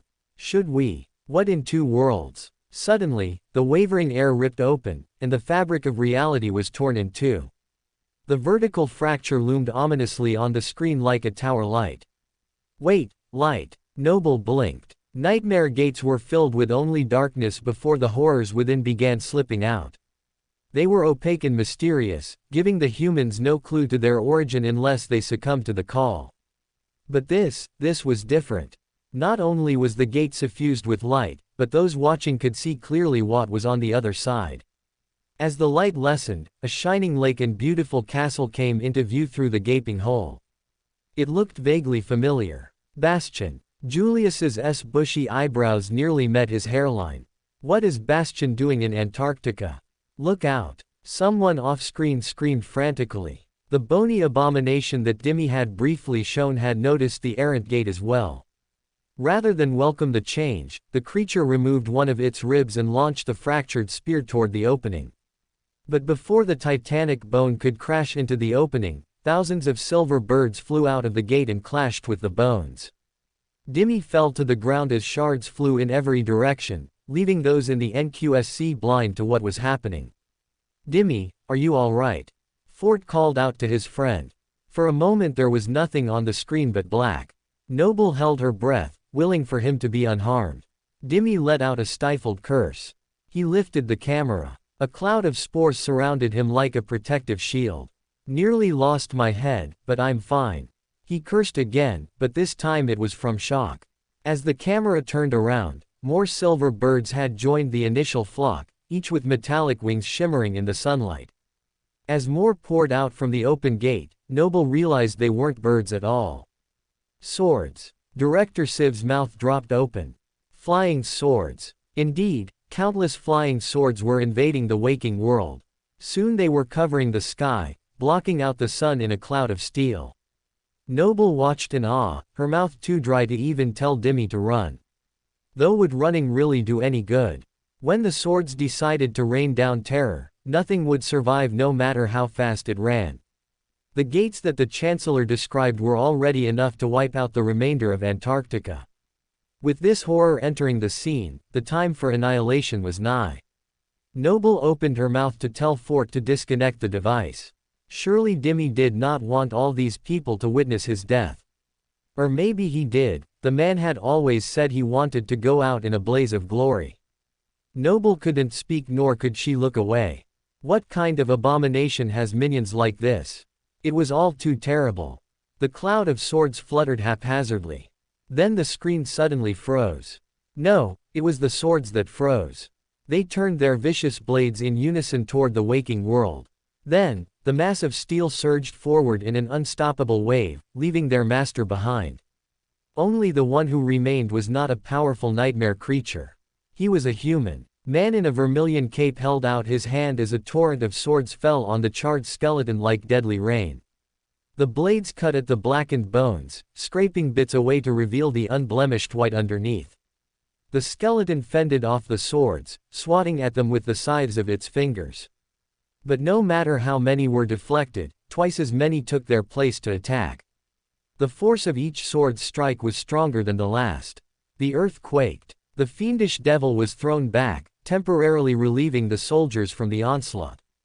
They breathed sighs of relief and looked upon the sword wielder. The man in the red cape exuded power and strength. He had not come to destroy humanity, but defend it. This was great, only. How did a human come through a gate? Noble tilted her head. Had another portcullis key been found? The king has returned to the waking world. Gwei's jaw was tense as he stared at the screen. He didn't come through a gate. He made one. How is that possible? Director Siv was reluctant to believe his own eyes. Noble had the same question. A saint could bring a person or two back and forth from the dream realm, but creating a gate. The amount of power that was needed for that was unfathomable.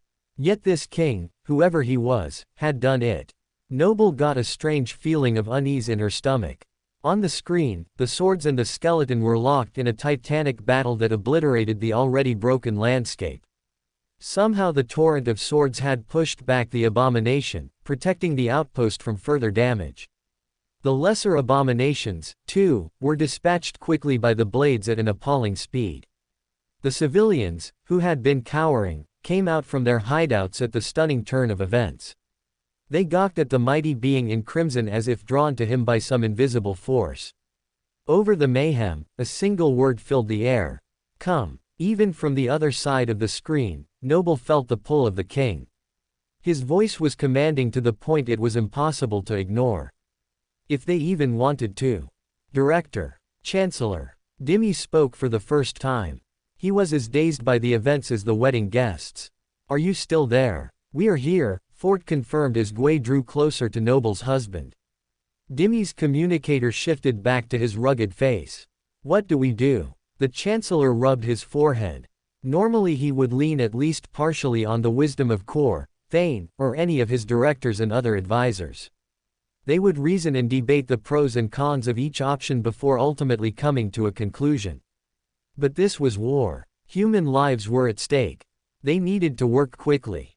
Taking the device from Fort's hand, Gui spoke slowly into it. Dimmy, this is the Chancellor. You said your commander is dead. Yes, Dimmy nodded. Gui's mouth pulled tight. You're getting a field promotion, General. Gather any civilians you can find and escort them to the gate. Keep us updated and don't stop until the task is complete. Yes, sir. Dimmy gave a modified salute. The screen went dark. The murmurs of the crowd went wild. Did you see how he held back that monster? Have you ever seen such might? He called those people to him.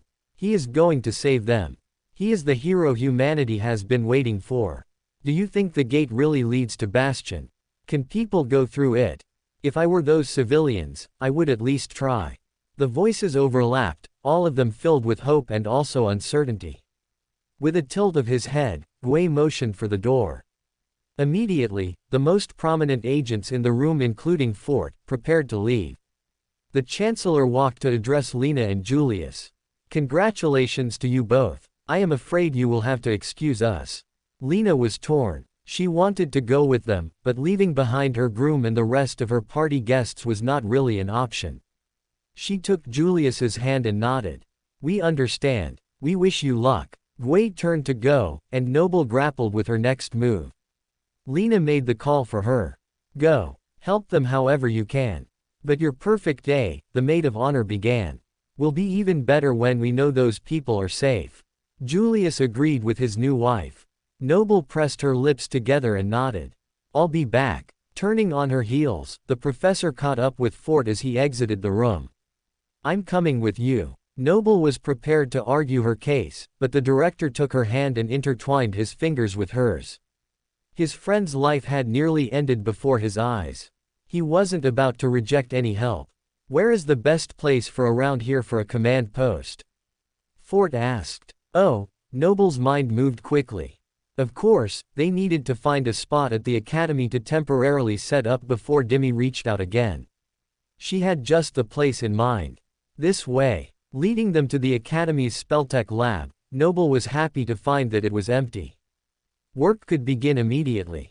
The seasoned agents set up in barely a moment, and with Shaffin's help all of the screens were arranged and ready to go. Almost immediately men and women from all over the world appeared to be part of the conversation taking place. Noble stayed against one wall, watching with great interest. After leading the powerful government to their temporary headquarters, she had no business staying. She couldn't weigh in on the decision-making, nor did she have enough knowledge to be a resource. Her only real value was Noble's knowledge of the facility. And it was either because of that or her relationship with Fort that no one questioned her presence. So she remained silent and still as her eyes flicked around the room. So many people, and all at a moment's notice. Noble was astounded at how quickly everything had come together, especially the speed at which those not present at the wedding had answered the call to meet. Gui positioned himself in front of the array of projections to address the newcomers. You all received the same alert about the anomaly that I did. The Obel scale is not broken this time. We have discovered the source. Alert. That is why the government devices all went off. They had no eyes on the ground, only a notification that something was amiss. No wonder Gui was so anxious to project what Fort was seeing, even at the expense of the other wedding guests viewing it as well.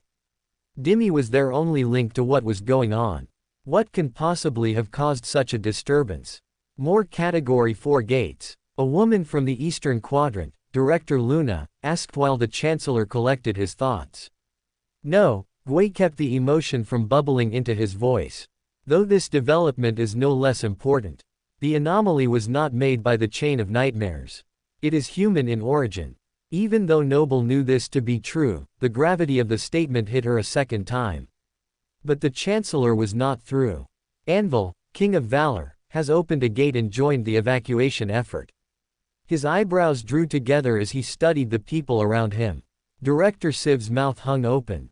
You mean? Gui nodded. A sovereign has arrived. While Gui told the other leaders about the situation as he understood it, Noble became lost in her own thoughts. A sovereign in the waking world.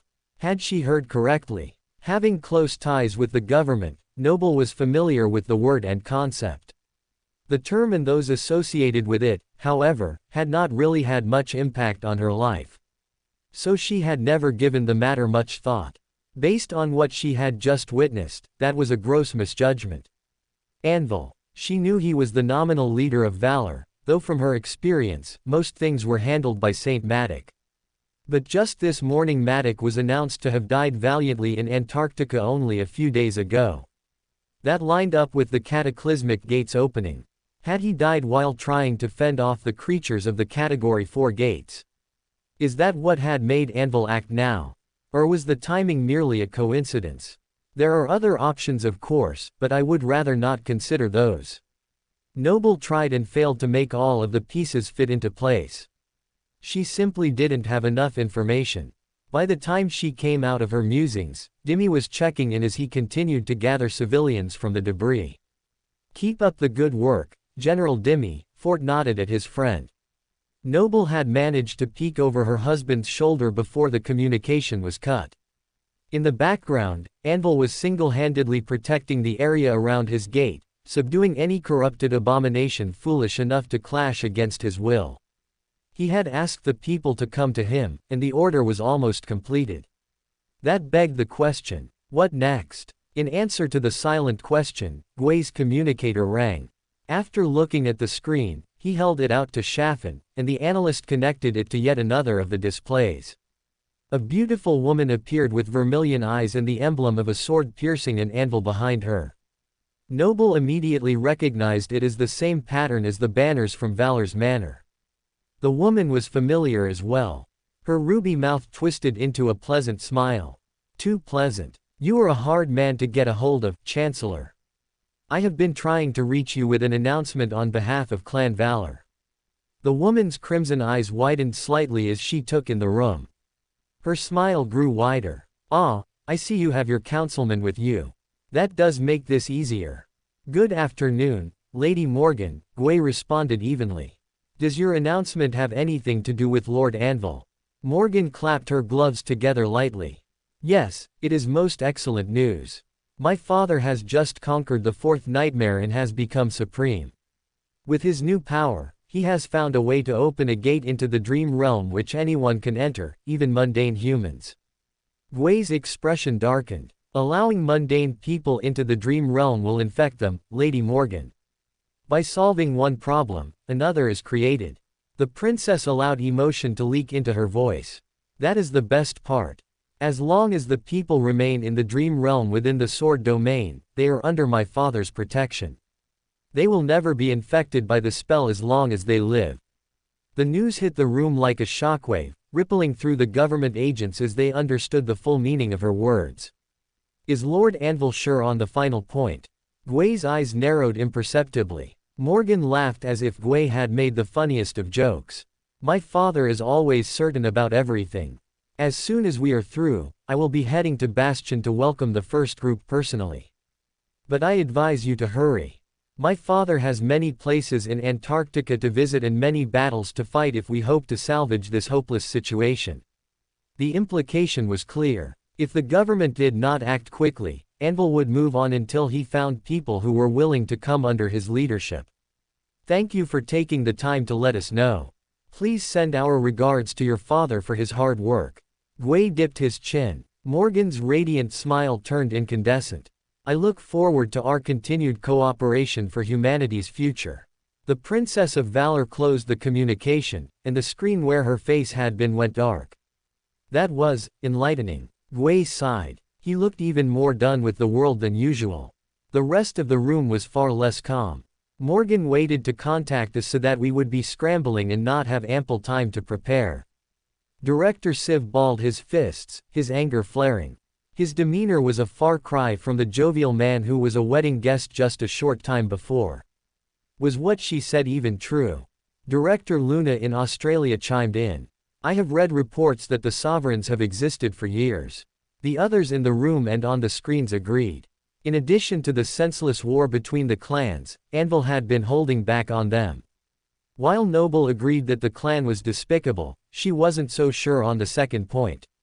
She caught Fort's attention. He handed off his communicator to Shaffin and moved closer to her.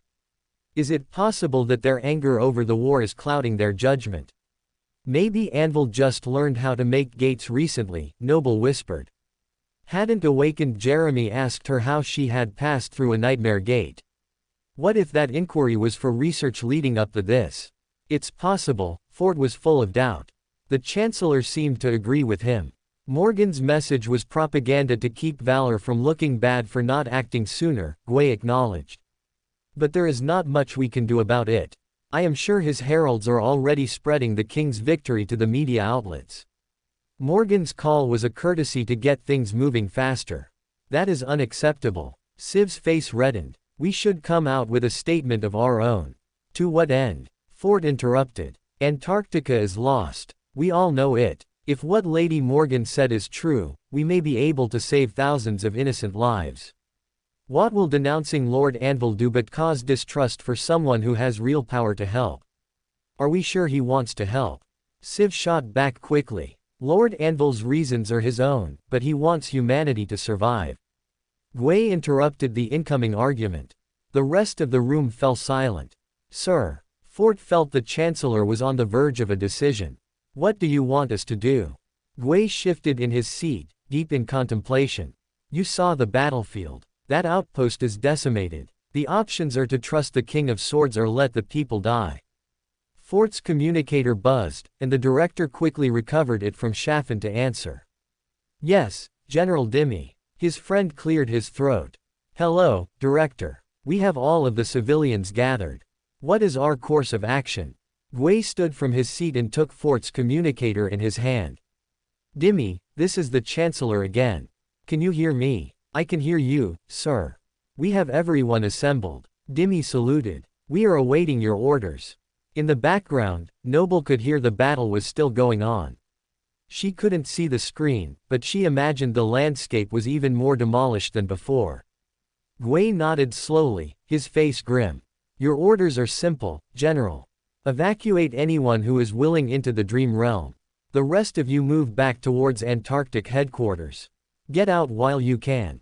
Abandon the outpost. Dimmy's face said it all. Send people through the gate, to the Dream Realm.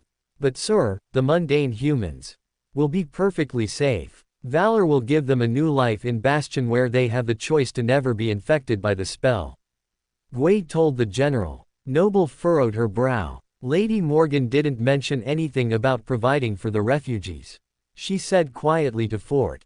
Gwei overheard. He muted the call to face her. Valor would be foolish not to provide and protect these people after working so hard to rescue them. He wants willing subjects, not reluctant captives. Noble was stunned by the Chancellor's bluntness and foresight. But he was right. Valor would have to do more than just provide a safe way out of Antarctica if they wanted long-term loyalty. Dimmy's voice broke into the room once more. I have relayed your message, Chancellor. We are ready to proceed. Shaffin quickly projected Fort's communicator into the center of the massive array. Those in the room and around the world could see the harrowing scene that was Outpost 13. The camera shook, accompanied by a boom. The people steadied themselves to keep from falling. When the world became still, Gwei gave the order. When Lord Anvil is ready, begin the evacuation. Having dismissed his armor, the general hooked the communicator to his bodysuit facing outwards. Now Noble and the others could see what he saw. The gate was even bigger up close. Dimmy was close enough that his hand could pass through to the tranquil lake on the other side of what appeared to be a looking glass. Bastion. It looked too perfect to be true. Maybe it was. Julius was anchored there. He seems to like it, Noble reminded herself. Hopefully, these people will as well. Understood, sir. We will go whenever Lord Anvil is ready, Dimmy hesitated. But, how do I know if he is ready? Other than the single word spoken, the sovereign had ignored the people now huddling under his protection. People began to murmur and back up, drawing the general's attention. Someone is coming, he told those at headquarters. A moment later, an elegant figure dressed in the garb of valor sauntered through the gate and leaned on a cane. His amused smile swept across the people as he adjusted his ceremonial cape. Apologies for my tardy arrival. But you know what they say about late nights, don't you? Anyone? The saint scanned the crowd of scared faces and sighed. No sense of humor here either. Placing his hand on his chest, Dimmy approached the newcomer. I am General Dimmy. I have the Chancellor with me. A hand partially obstructed the screen as the soldier indicated the communicator. I am Sir Jest. The saint bent his head slightly. I believe Lady Morgan has already spoken to you, Chancellor. She has, Gwei answered. The refugees are ready whenever Valor is. Valor is prepared. Our princess is ready to welcome them with open arms. Jest's voice grew louder as he addressed the crowd. Do not fear. The King of Swords has saved you and welcomes you to Bastion. Salvation is only a stone's throw away. Though I do not recommend throwing stones in our city. That is frowned upon. No one laughed, and the saint frowned. So serious, he muttered. Stepping aside, he whirled his cane through the air. Carry on. When no one immediately moved, Dimmy yelled over the noise of the battle. You heard the saint. Start moving. The column of people lumbered forward. Noble had expected a mad dash as soon as the order was given, but it seemed that no matter how terrible the state of the outpost was, the fear of the unknown still made them pause. The first man reached the wall with a solemn expression. He had nothing with him except the clothing on his back. Noble knew the look in his dark eyes. He had nothing to lose. After giving Dimmy a nod, the civilian reached out his hand and touched the gate. A nightmare gate would have repelled the touch and wounded or killed the one foolish enough to approach it. Yet this gate not only accepted the man's hand, it seemed to embrace it and guide him forward. As promised, Morgan awaited him through the distorted looking glass, ready to greet him. Those in the waking world could not hear her words of comfort, but she motioned for one of her vassals to cover him in a blanket and led him to some shelter. He turned and smiled at the others, an expression of profound relief written on his face. You know what they say about the early bird. Jest whispered to Dimmy. It gets the worm. Dimmy answered, audibly confused. Exactly, now you understand. Jest tapped his cane approvingly. Who's next? The king doesn't have all day. With confirmation that the first man did not instantly fall prey to the nightmare spell, others decided to try their luck. More passed from the unending light of the Antarctic summer to the cool glow of a late afternoon sun over Bastion's lake. They were also welcomed by the vermilion-eyed Princess of Valor. Noble noted how even though her expression was polite and welcoming, her eyes remained sharp enough to cut down any perceived threat. What threat could there be among these poor people? Noble wondered. Apparently, there was none, for Morgan welcomed them to Bastion without incident. The line began to move more quickly. While it did, the government and Sir Jest discussed how to move forward. A tentative plan was put in place. I will notify the next fort of your imminent arrival, Gwei said. A pleasure doing business with you. Jest brought the handle of the cane to the tip of his brow. We will be in touch. After saying his goodbyes and giving final orders, Gwei ended the communication with Dimmy and those at Outpost 13. He rubbed his forehead. I know we have much to discuss, but most of it can wait at least until I am back in my office. Until then, sir, Chaffin reluctantly interrupted, the air turning cold around him. It's Saint Cor. Gwei ran his hand through his dark hair. Finally. Bring him up. The weathered saint appeared in the center of the array. Saint Cor, Gwei began. I am glad we have been able to connect at last. Our communications have been blacked out all day. We just got them up a few minutes ago, Cor frowned. You have been trying to reach me. Indeed, the Chancellor nodded. We have a bit of a situation. Cor's expression changed subtly. I'll say we do. I just finished talking to Lady Sation, and you will never guess what she told me. Bells went off in the room as the government agents all got an anomaly message for the second time that day. Gui folded his hands. Did she say that Qi Song has selflessly conquered the fourth nightmare, become a supreme, and now is opening a gate in Antarctica for humanity to escape to the dream realm? Kor's eyebrows shot up slightly. Have you spoken with her also? The corners of the Chancellor's mouth upturned slightly. Not exactly, but close enough. Noble had seen enough. She left the room, her head spinning. Not one, but two sovereigns had returned to the waking world to rescue the refugees of Antarctica. For them to come out of hiding after being little more than a rumor for years could only mean one thing. Everything's about to change. After getting her kids off early for school, Noble took a moment at the kitchen table to look at the morning news. She sighed. The media was still full of praise for Qi Song and Anvil for braving the fourth nightmare just in time to rescue the remnants of Antarctica. Those heralds really did their job. Anyone who doesn't know about the bravery of the sovereigns is living under a rock. It had been 3 weeks since the Supremes' debut, and yet that was all anyone could talk about. Anything interesting? Fort asked idly as he poured 2 cups of tea. Noble set down her communicator. So much of the same. These days I could write the news in my sleep.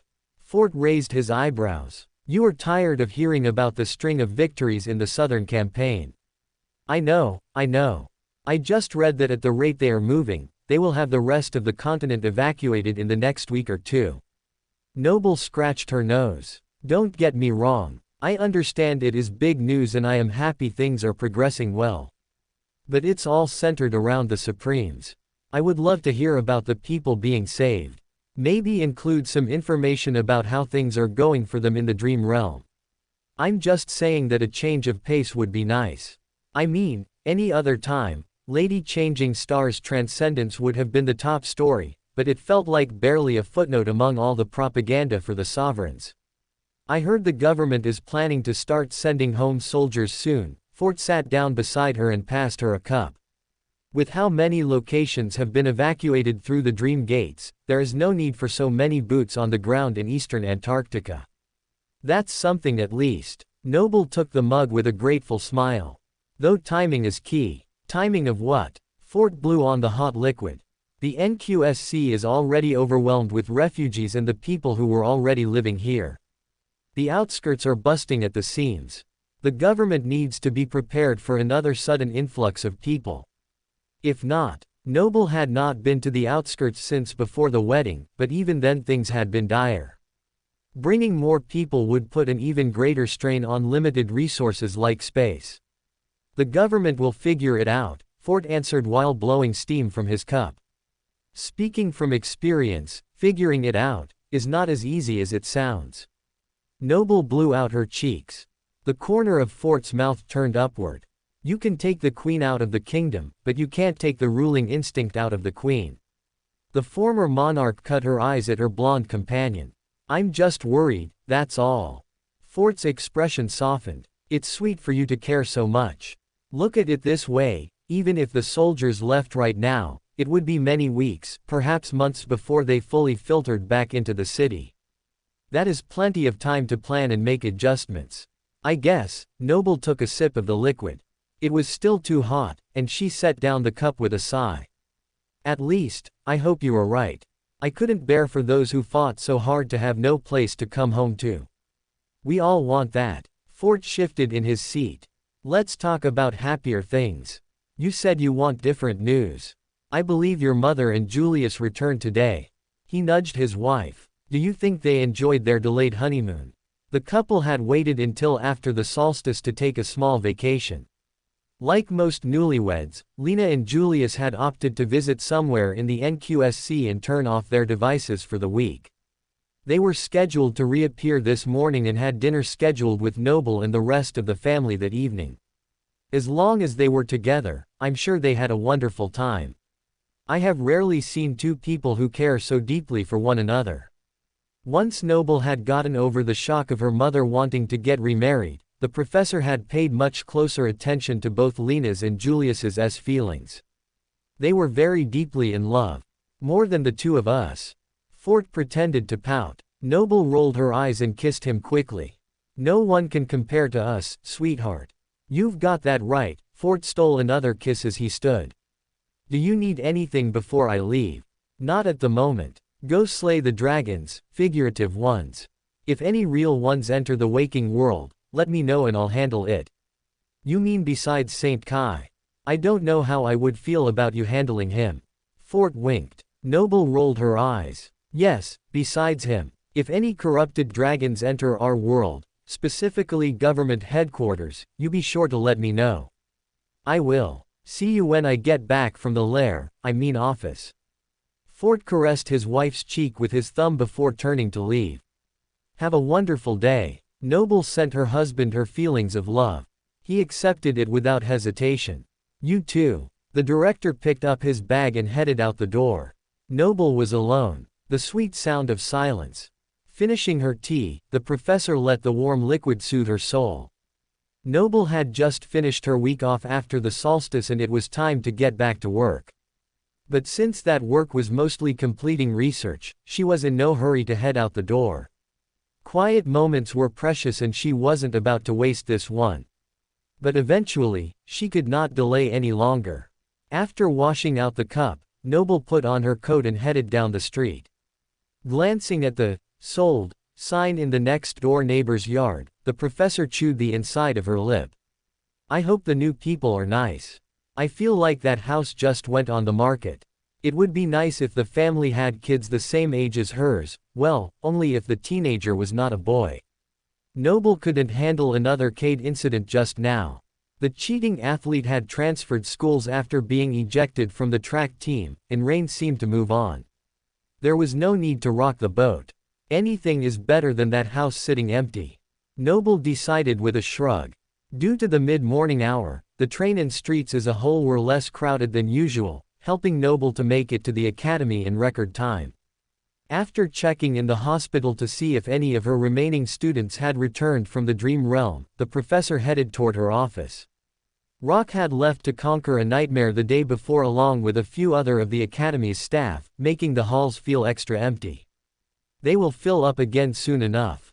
They always do. Reaching her desk, Noble's hand hovered over the pink rock on the edge of it. She kept meaning to dispose of the stone, but something in her wouldn't let her father's death go. So it stood there as a testament of her indecision. Maybe tomorrow, the professor shook her head.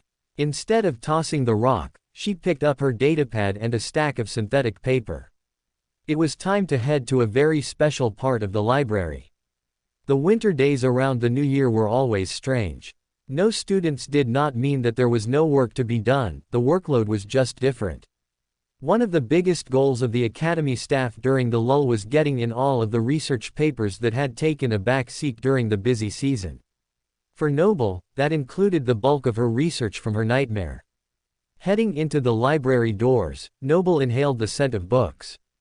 Except for a rare few, all of the physical copies were made of synthetic paper, yet the place still smelled of the sweet scent of pressed wood.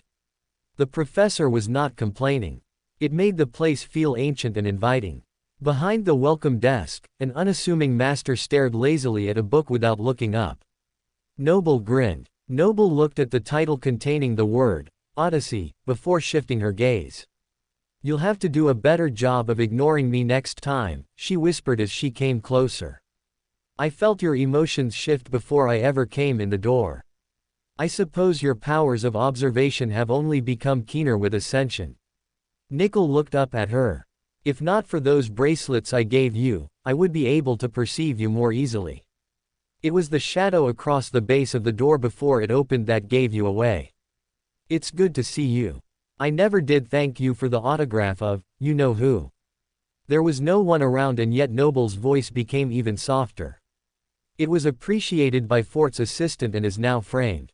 Even with the low level of speech, Noble was sure her companion understood. She could have simply mouthed the words and Nickel would have comprehended. The librarian waved his hand lightly. It was nothing. Don't mention it. Thank you just the same. Noble bit her lip. I don't suppose you have heard from Ren. The second half of the dynamic Dreamscape duo was noticeably missing. Not since she left with Rock's cohort. I imagine they are in the throes of the nightmare right now. I can't say that I blame her.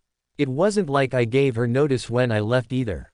Nickel shrugged. Despite the calm look on his face, Noble could feel the turmoil underneath. The man was concerned for his friend.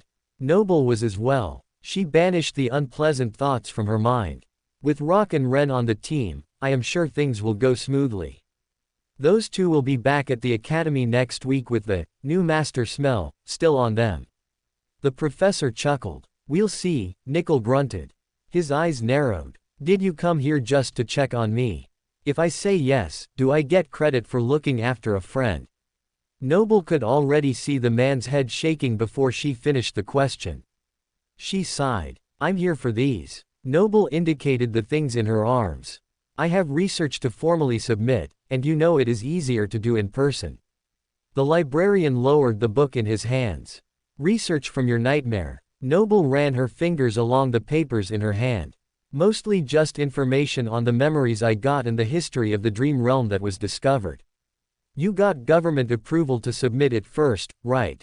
Nickel's jaw tightened. While this was not necessary in most cases, the strange situation of the rescue mission had caused the government to request an exception.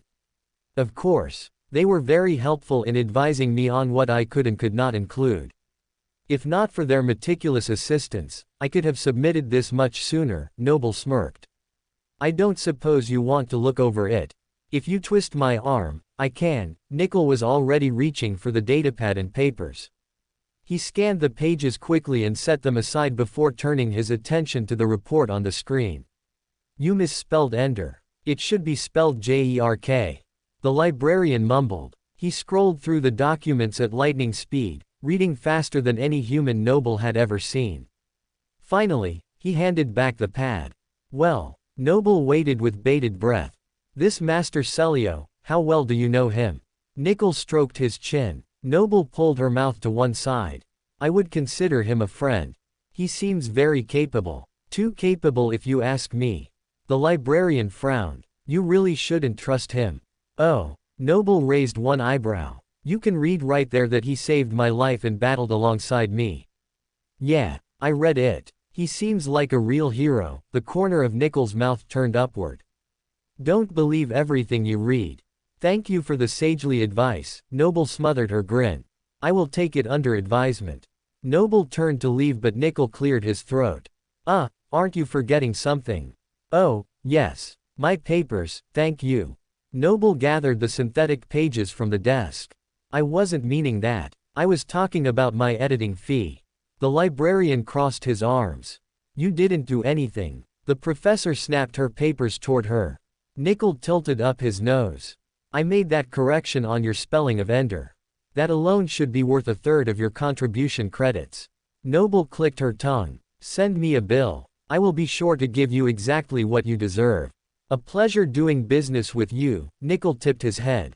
The professor waved and walked away. Since Nickel couldn't publish anything under his own name, Noble had already planned to give him some of her earnings. His snark gave me the perfect cover to make that happen. Noble couldn't help but smile. Snaking through the desks, bookshelves, and research stations, Noble scanned the different titles as she passed. A world of information was kept within this building both physically and digitally. It was a little humbling to know she was about to add to that storehouse of human knowledge. Coming to the end of a bookshelf, Noble turned down a windowless corridor. The hall was one of many that would close down and provide a secondary line of defense if the building was breached. At the end of the hall, Noble turned and headed down a flight of stairs. Noble's body tensed as she made her way downward. Her flaw was vicious and unforgiving. It was bad enough to have a source of pain always so close to her feet, but to have it all around her always made her body tense. It had taken years for her to fully relax in Ender's Deep, and that was with half the earth torn away. You weren't this worried about the dirt in your nightmare. There's no need to start fussing again now, the professor chided herself. In the nightmare, there had been far bigger concerns than the ceiling caving in. Noble clicked her tongue. You've been down here hundreds of times and nothing bad has happened.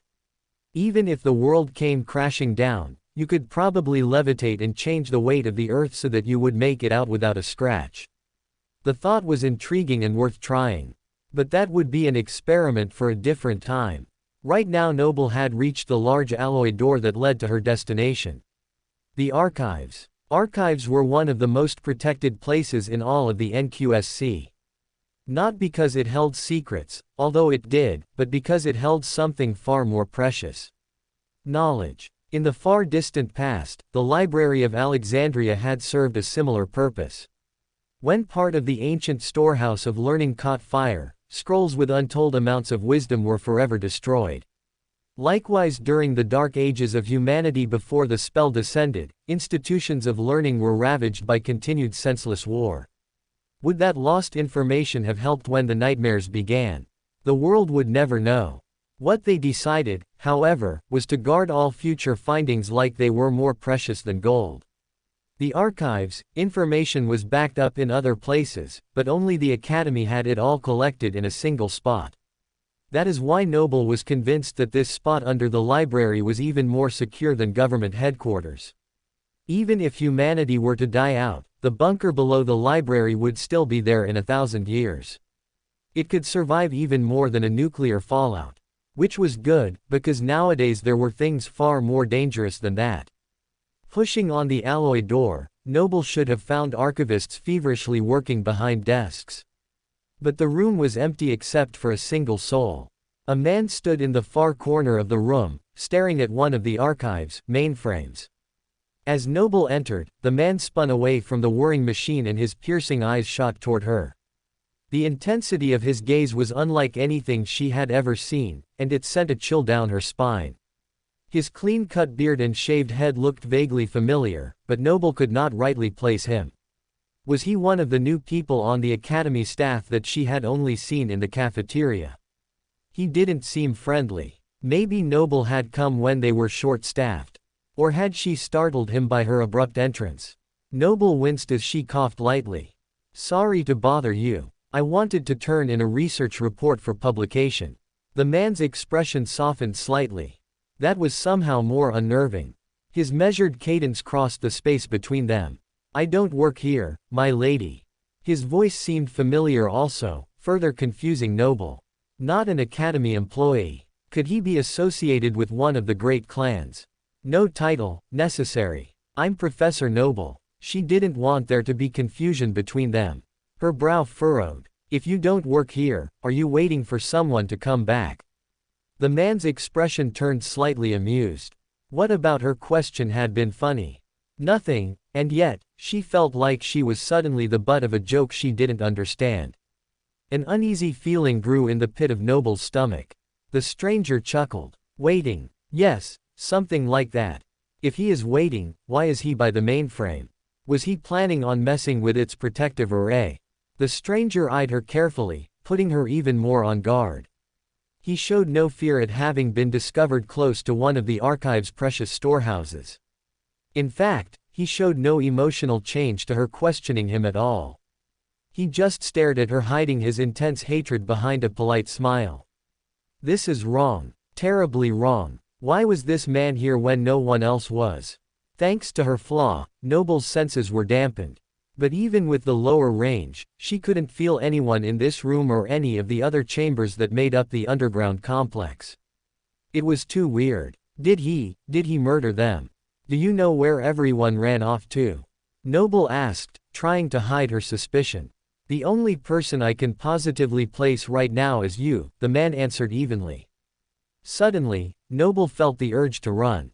Run far and fast. But if this man was dangerous, she couldn't just let him leave, could she? "I need more information, and some reinforcements." Noble peeked at her communicator. It had no signal down so low. Just great. Taking a deep breath, the professor resisted her primal instinct of fight or flight and instead chose to stay put. "How long have you been waiting?" "Too long." The man's expression turned dark for a moment before the pleasant smile resumed. "Then what you were looking for must be very important," the professor mused.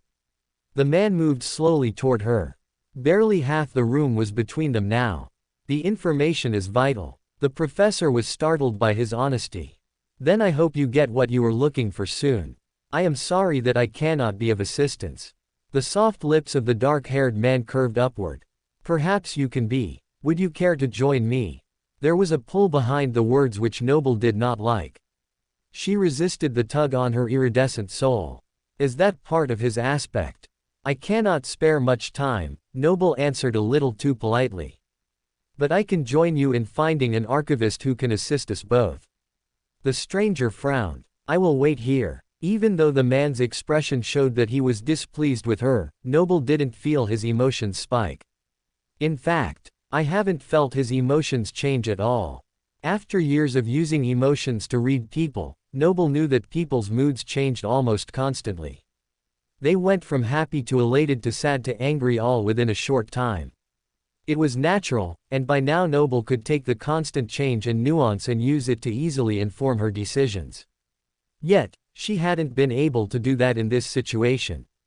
She had barely sensed the man at all before entering, which in and of itself was strange.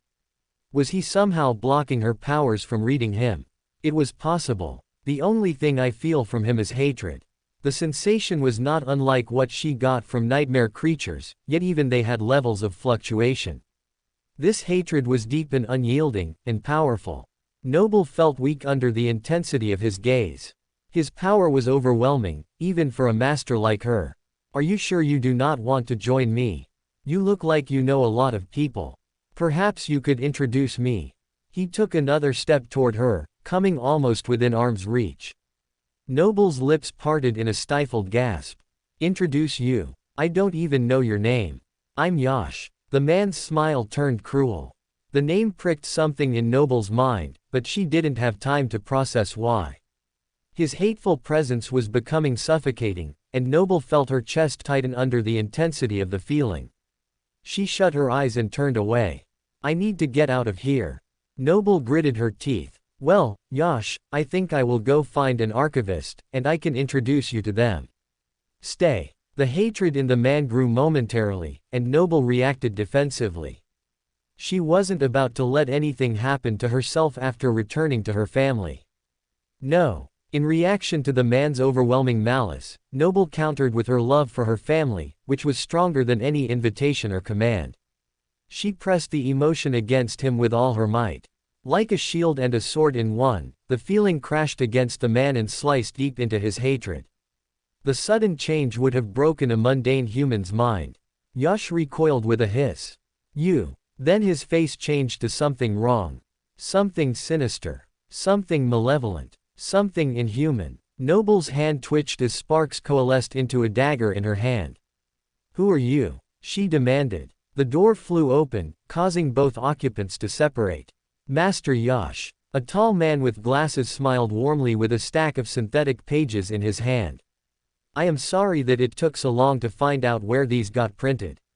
I have the maps of population distribution as you requested, though you didn't need to come to the archives personally. Oh hello. The archivist's brown eyes fell on Noble and he nodded to her. I will be with you in a moment. Seamlessly, Noble hid the dagger against her sleeve as she put more distance between herself and the men. The mysterious master's face looked normal once again. Yash gallantly gathered the papers from the archivist and bowed over them. Thank you for your effort. I will handle things from here. The hateful master cast his gaze on Noble, sending another chill down her spine. His expression changed slightly as he came to a decision. A smile bloomed on his unblemished face. Until we meet again, Master Noble. Yash swept out of the room with his papers in tow. The pressure in the room decreased dramatically. Noble watched him close the door, her jaw tense. Had she imagined his demonic expression? Maybe his hatred had conjured it up in her mind, but she didn't think so. If the archivist hadn't returned when he did. It is good to see you, Master Noble. How can I assist you today? The young man asked, startling Noble from her thoughts. What? Oh, sorry. Noble covertly dismissed her weapon and looked up at the tall gentleman. It is good to see you too, Hex. I am here to submit research papers for publication. Oh, those are my favorite kinds of visits. Right this way. The archivist motioned to one of the desks near the back of the room. Hex, I don't mean to pry, but where is everyone? More footsteps in the hall gave way to a flood of employees. Hex waved to his colleagues. "Welcome back. How was the meeting?" A woman in a blue suit rolled her eyes. "You didn't miss much." The knot in Noble's stomach eased considerably. It seemed no crime had been committed, at least nothing she could prove. Maybe I overreacted. After moving aside his empty coffee cup, Hex took his place behind his desk and typed the passcode. "I am ready when you are, Master Noble." Nodding, Noble hovered over the chair on the other side of the desk and pulled the datapad and papers from her bag. The professor passed over her work as she explained. "These papers are data to support my memory research. Both that research and my work on the history of the Dream Realm are contained here." Hex took the papers and began the process of entering the relevant information on his screen. "Sorry that I kept you waiting. Did you have a good conversation with Master Yash?" Noble blinked. "Why do you ask?" Hex shrugged. "He told me about his time in the Battle of Black Skull. I thought he might have given you more information." "He was in the Battle of Black Skull." Noble tilted her head. The battle which Chancellor Gui had told her about eventually reached the media and was christened by this name. Many of the articles claimed that this was when the sovereigns first appeared and swooped in to save the day, but Noble knew that this was a lie. Not that the truth seemed to count for much these days. If he was at that horrific battle, I wonder if he knows. Noble felt her mind unable to finish the thought. She furrowed her brow as something else occurred to her. That was less than a month ago. How is here already? He said something about Saint Cor bringing him back from outside the tomb of Ariel. I guess Wake of Ruin must have sent him straight home after that. Hex scratched his head, and then sent him to look up population maps. Something was odd, but Noble couldn't quite put her finger on it. The trip could conceivably be made in the waking world in that amount of time, but it would have been a stretch. Maybe another saint had brought him more quickly via the dream realm after Cor had saved him. But the stranger thing was the nature of his visit. Maps could be looked up on government computers. A trip to the archives was unnecessary. Seems so. Hex tapped through the protocols as he continued inputting data. I would have liked to hear more about the tomb of Ariel though. It sounds fascinating. I doubt Saint Athena, Saint Jet or Saint Kai will take the time to write a report. And Saint Cassia and Lady Changing Star would keep their findings with valor. The archivist sighed. Can you imagine? A tomb. What kind of secrets do you think they found? If someone ever writes a book about it, you can bet I will read it from cover to cover. Anyone who worked in the archives needed to have an appreciation for the past, but Hex's enjoyment of the history of the Dream Realm was above anyone else in the archives. That would be interesting. Noble had no strong opinion on the matter. And it would be even better if it was as well written as this beauty. I can't believe a man talked to two gods and a demon and lived.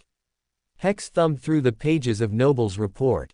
I mean, he was turned into a monster and eventually corrupted, so it didn't exactly work out for him, Noble pointed out. You make a valid point. Still, to live a life like that would be quite remarkable. The archivist was silent for a few minutes while he focused. Or perhaps he was contemplating the life the ancient king had lived and squandered. Either way, it was a long time before Hex spoke again. You were meticulous as always, he said at length. My preliminary review is to approve the report.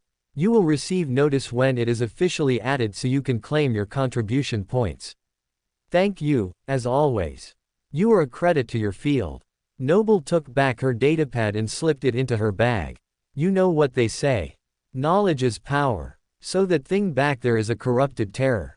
Hex pointed to the whirring machine behind him. Why not an unholy titan? Noble smirked. There's always room for growth. Hex tapped his temple twice. Fair enough. Noble rose to leave. It had been a productive morning. As she got in the hall, Noble heaved a sigh of relief. I half expected Master Yash to be lingering out here waiting for me. A vision flashed across her mind. A stone hall. A bearded man with his hand on his heart telling her, well done.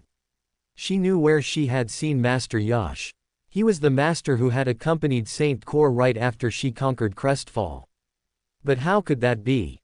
That man had been placid and kind, whereas this man was full of vile hatred. What's more, the emotional signature was completely different. It's like someone else is walking in Master Yasha's skin. Noble got a sinking feeling for the second time that day. I have to tell Fort. Did he harm you? Fort's anger skyrocketed. He pounded his fist on the kitchen counter. Why did men always want to come after his wife when he wasn't around? No, he didn't harm me. Noble bit her lip at his reaction. But he was going to if Hex hadn't come when he did. The director's eyebrows raised. How do you know? It was the feeling he gave off. He was full of hatred. He asked me to join him, which was creepy enough. Then there was this mind attack. Noble winced as she recalled. Mind attack, so he did hurt you. The man's balled fists looked ready to punch the absent master. I think I hurt him more with my emotional response. He hissed when I sent my love for you and the kids in his direction. His face looked demonic. Let me get this straight. You felt the man's anger, sent him the opposing emotion, and he reacted poorly. Fort furrowed his brow. His anger subsided, replaced with concern. Feeling the emotions of another person for the first time can be jarring. Are you sure he wasn't just startled? I'm telling you, the man I saw today and the one I met in Crestfall are not the same person. Their emotional signatures were completely different. I don't think Master Yash would go from an amiable encourager to a homicidal maniac in 2 months, do you? Noble felt frustration bubbling within her. You said he didn't harm anyone at the academy. Fort pointed out. That we know of. Noble turned her back on her husband to pull a pan out of the oven. Her shoulders slumped. You don't believe me. It's not that I don't believe you. I just don't know exactly how your power works. Fort rubbed his head. As for a personality shift, war changes people, and from what I understand, that battle was particularly brutal. Only some masters and saints were able to make it out alive. Surviving something like that could alter a person in ways we don't understand. Maybe Yasha's asking you to join him was his way of asking for a friend. You weren't there. You didn't see what I saw or feel what I felt. It was all so wrong. Tears stung Noble's eyes. You're right. I wasn't there. Fort conceded. Did this Hex fellow mention that he was concerned? No, he was not there when Yash was acting strangely. No one was. That is probably why I was targeted. Noble placed the pan of food on the counter and grabbed her head. Fort is being too sensible. Noble took a deep breath. The more animated she was, the calmer Fort became in turn. That's just the way they were as a couple, each trying to pull the other back from the edge.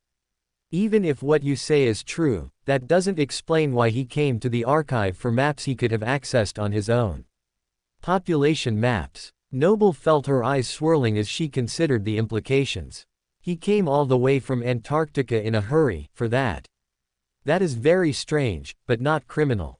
Fort paused. He could have had another reason for heading home that isn't related. Other than Saint Jet, Yash is one of Saint Corps' most trusted soldiers.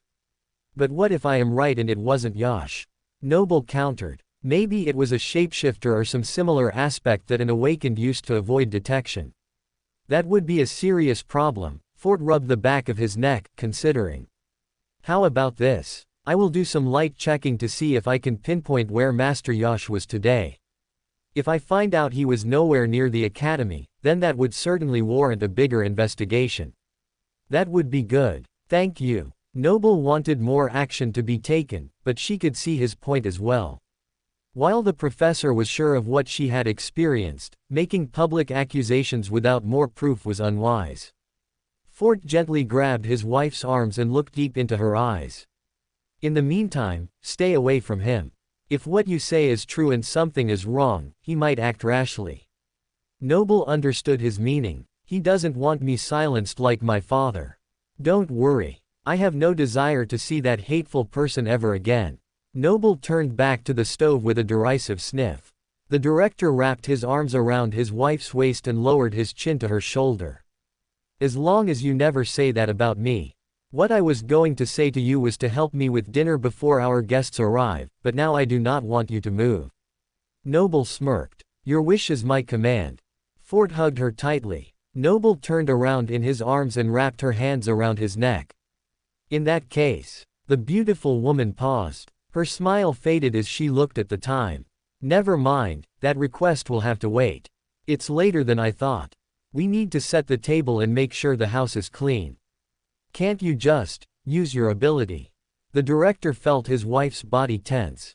I could, but that would rob you and the children of the joy of a job well done. Noble tapped her head gently against her husband's. Ah yes, teaching children life skills is an important part of parenting. Fort nodded seriously. I thought you were going to make the joke about the reason for having children is manual labor. Noble chuckled softly. Fort clicked his tongue. I thought I would mix it up this time. I want to keep you on your toes. I would rather keep off my toes if it is all the same to you. Noble lifted a little higher. The director reluctantly released her and called his children. Rain and Blaze immediately came, abandoning their homework in search of dinner. They found chores instead. Brock, come help. The younger twin screamed as he picked up pillows in the living room. Their most recent wrestling match had left things in disarray. I can't. I'm busy. Brock shot back angrily from his room. I know you aren't doing homework. Blaze retorted. Your backpack has been under my bed for 3 days. What? Noble and Fort said in unison. Hurry up. The younger twin continued. Grandma will be here any minute. I'm coming. I'm coming. Brock swept into the room carrying something in his hands. Noble opened her mouth to chastise her son for not doing his schoolwork when she saw what Brock was holding. He spread the banner wide for her to see. Congratulations on your marriage, Noble read softly, a warm smile coming to her face. Brock nodded. I couldn't get them a wedding present, so I made a welcome back one. Do you think they will like it? I think they will love it. His mother handed him a couple of pushpins. You can hang it over there. Noble would deal with the unfinished schoolwork later. Brock wasn't studious, but he was kind. For this evening, that was enough. As a team, the family quickly finished their work and not a moment too soon. The knock at the door let them know that their guests had arrived. The newlyweds were back. Standing in the doorway, Lena and Julius looked years younger. Look at the spry bride and groom. Noble cooed as she ushered them in from the cold. It's amazing what a little rest can do. Julius smiled as he took off his coat. Look at this. Lena immediately noticed the handmade sign. What a darling banner. Brock made it. Noble winked at her middle child. Aren't you a doll? Lena kissed the young man on the cheek before moving on to her 2 other grandchildren. It's good to see you. Fort shook his stepfather-in-law's hand. The older man raised his bushy eyebrows. It's good to be seen. The food smells amazing. Julius sniffed at the air experimentally. Meat pie. With potatoes and vegetable filling, Noble confirmed. That's what I made you when you and Fort returned from your honeymoon. Lena's mouth opened slightly. I know. I thought it could be a bit of a tradition. Noble was suddenly wrapped in a warm hug by her teary-eyed mother. Thank you, sweetheart. Brushing a drop of liquid from her face, Noble cleared her throat. Well, the food is hot. We better not waste time or I'll have to heat it up again. The 3 children raced forward followed by 4 amused adults. I want to sit by Grandma. I want to sit by Grandpa. The twins' voices overlapped. Just make sure that you let them sit next to each other, Noble called over the chaos. Did you get the wedding video I sent? Fort pulled out his chair as he addressed the newlyweds. We did, thank you. We have already watched it with happy smiles. Lena rubbed Julius's arm. I edited what Sarai filmed, but I can give you the raw footage if you prefer. I wasn't sure which version you would want to show your friend. Fort furrowed his brow. Friend. Julius scratched his chin. I'm not sure who you mean. Everyone who we invited was there. Perhaps Fort means Dimmy. Lena seemed as confused as her husband. But I suppose he attended in his own way. Noble felt her head cloud for a moment. That video was for someone, she was sure of it. Ah well, we must have just made it for Mom and Julius, I guess. As long as you enjoyed the recording, that was what matters. So, tell us, how was your time away? Did you have a good hotel? Noble felt a sudden shift in the couple's emotions. Our accommodations were quite comfortable. Lena sat and tucked a napkin in her lap. Where did you find to stay? I am surprised you could find a place that would also rent a sleeping pod on such short notice. Fort continued casually as the food began to be served. The newlyweds exchanged glances. About that. Julius paused. They didn't go to a hotel, they stayed home, Noble chuckled. I'm right, aren't I? I must say it's not a bad idea. If someone comes looking for you, that is the last place they will check. We went out and explored. Lena defended herself, but mostly it was nice to have some time together without distractions. Distractions. Noble knew a lot about those. A world without them seemed so beyond her grasp that it felt like pure fantasy. Noble smiled wistfully. That sounds lovely. Where can I get a month or so of quiet living? Oh, sweetheart, you thrive on keeping yourself busy. After 3 days you would be driving yourself up the wall for something to do. Lena laughed softly. That's half a day longer than you lasted, Julius pointed out with a wink. Not that I'm complaining. I'm along for the ride. Hush, Lena tapped her husband's arm lightly. Though I will say that getting back to work at government headquarters felt nice. I am sure they were happy to have you back, Rain nodded slowly. The world needs more people like you and Grandpa, Blaze passed the pan to his sister. If my peers are any indication, we are short on smart people. But plenty of strong ones, Brock shrugged. Both are needed in this day and age, Fort acknowledged his twins. I think if you boys work together, you'll be unstoppable. Just make sure you use your powers for good. Julius waved his fork to punctuate his point.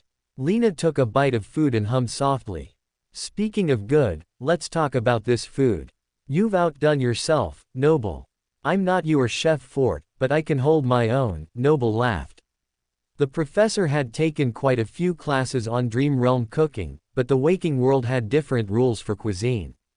Over the years, she had found a way to marry the two methods into a style of her own. Dinner was enjoyed and eventually, the kids returned to their schoolwork, leaving the adults to talk without being overheard. So, I guess you are moving into Julius's place officially now. Noble nudged her mother gently as they sat together on the couch. The gentleman had been sensible enough to clean up and let the ladies chat in peace. We haven't decided for sure. We may find another place that we both like. My apartment is too far from the academy and his place as well, made for a bachelor, Lena said delicately.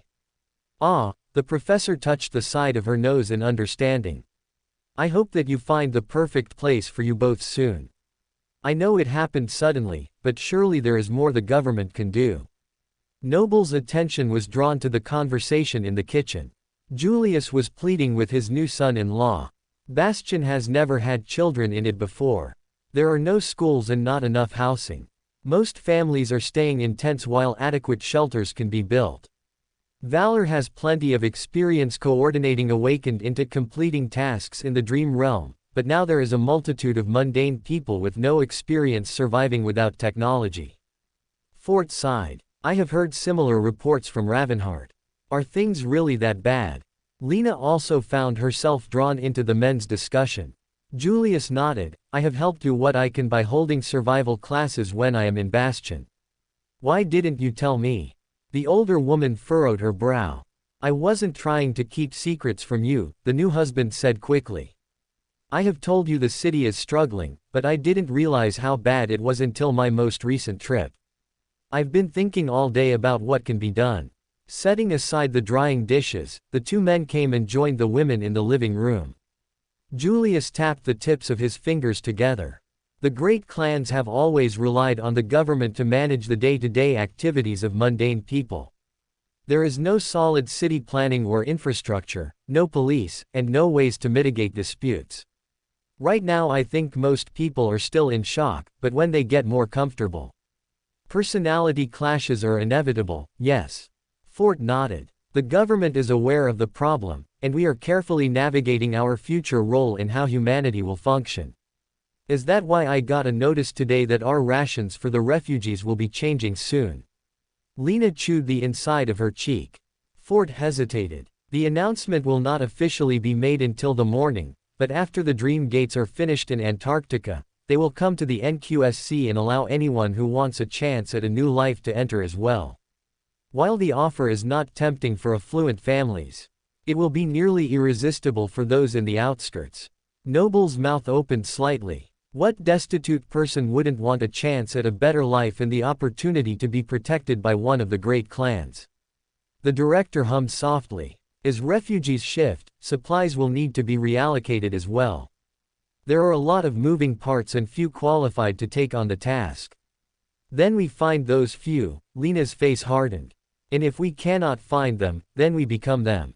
The government has a chance to make a real difference in the quality of life of the human race. We can rise to the task or falter and become obsolete. I, for one, know what I prefer. Noble glanced at her mother. Oh, I know that look. Thankfully the rest of the evening went on without incident, and a week later, Noble had all but forgotten the troublesome gleam in her mother's eye. She stood in the ruins of Crestfall, deep in concentration with her latest experiment. Though the city was slowly being rebuilt a little more each day, there was still 3/4 of what was left that was rubble. Those scattered stones were the object of her test. Focus. Noble used her ascended strength to push on a large rock. From its size, it was likely the cornerstone of some manor, possibly even belonging to Brenna's family. But the origin was not what had drawn Noble to the stone that was taller than her and 4 times as wide. It was the size. Could she move it? The stone slid slightly under her strength. If she circulated her essence, then it would have done more, but that was not the purpose of her action. Noble needed a baseline. All right, I get the idea. The professor dropped her arms to her side. Taking a deep breath, Noble let her eyes swirl as she felt the intangible essence move through her. She concentrated on the stone, careful to memorize every corner and crevice that she could see both with her eyes and her second sight. Let's see. Narrowing her gaze, Noble focused on one corner of the stone and used her light as a feather ability. The professor pushed on the stone again. It was lighter and felt oddly weighted against her hands. Cool, but also not exactly what I hoped for. As she suspected, her essence was being expended on the entire object even though she was only manipulating part of it. Noble had noticed the same problem when she had weighted her blanket at home but hoped it had been a fluke. It was not. Noble leaned into her ability and let her power alter the weight of the whole stone. Since she could not wrap her arms around the massive block, the professor tucked her fingers under it instead. It rolled like a colossal die to the next side with almost no effort. Releasing her magical hold on the rock, Noble held her head. That took quite a lot of essence. I think I finally found my limit. Noble had been trying for a while to figure out the parameters of her new ability. She had already discovered, for instance, that she could not make the roof of her house lighter. Her ability attempted to take hold of the entire house, which then pulled on her essence so quickly and drastically that the professor immediately abandoned that trial. From that, Noble had learned that she would never be able to make the roof fall on someone's head or drop the floor out from beneath them by changing the weight. The effort to do so was beyond her current skill. So Noble had taken the opposite approach and moved to smaller objects before working her way up. At last, she felt like she had a good grasp of what light as a feather could do. Another thing she had learned quite by accident was that the ability did not work on living beings, or at least not humans. When a colleague had denied her request to collaborate on a project that she found of utmost importance, Noble had mentally thought that the woman's heart was made of stone. Her ability had activated momentarily only to come up short. The faculty member had walked away unscathed. That was a little bit of a relief. Imagine if she had made the lady's heart the weight of a stone. Would it have stopped beating and crushed the organs around it? Possibly. Thankfully she would never find out. Her ability had spared her that horror. Quite a tricky little thing, Noble mused. The next step would be to see how the skill interacted with her levitation. What was the best combination for both effective attacks and essence preservation? 1,000 ideas popped into her head of things to try. But they would have to wait until her core was full once more. Professor Noble. Noble had felt someone coming, but the use of her professional title in the dream realm caused her to pay more attention to the emotional signature heading her way. Turning around, Noble spotted someone she hadn't seen since his return after the solstice 2 years prior. His fiery red mop of hair and winsome expression were unmistakable. Awakened Hamish. The young man had been one of Noble's more memorable students. When his name came up as a possible candidate for the Crestfall Citadel, Noble had instantly approved. I thought that was you. Hamish's smile grew. Someone said they saw you out here, and I had to see it for myself. I was conducting an experiment, but I'm done now. Your timing is perfect. I was just about to head back. Noble crossed the ground and came up beside him. The pair fell into an easy walk. How long have you been stationed here? I haven't looked at the updates list for a while. Just a couple of days. Once the troops started being shipped home, Catfine and I decided to travel cross-country in the Dream Realm while our bodies crossed the sea, Hamish explained. Cat is here. Noble's eyebrows rose. The semi-clairvoyant awakened had been the one to give her the portcullis key in the first place. It had caused Noble a world full of frustration, but also likely saved her life when she crashed into the gate. The two ladies had remained in touch even after Catfine was no longer her student. Not at the moment. She headed back to the waking world earlier today. Hamish winced. It occurs to me that Cat wanted her appearance to be a surprise. When she found out I was on the list to come here, she decided to tag along. I know you have a strict policy on who can tether to the gateway, but she insisted you wouldn't mind. Indeed I do not. Noble paused. As long as her ability brought her here for something good and not because catastrophe is coming. The young woman's ability helped her find where things belonged, including people. Catfine had more than once been led into a sticky situation that only she could help with thanks to the pull of her aspect. She didn't mention being drawn here, so I hope it is just because she wants to be here. But if it is because she is needed, then there is no one I'd rather have by my side. Well, her and Queen Bee, of course. Hamish smirked. Ah, you heard about that all the way in Antarctica, did you? I had hoped the news wouldn't get that far.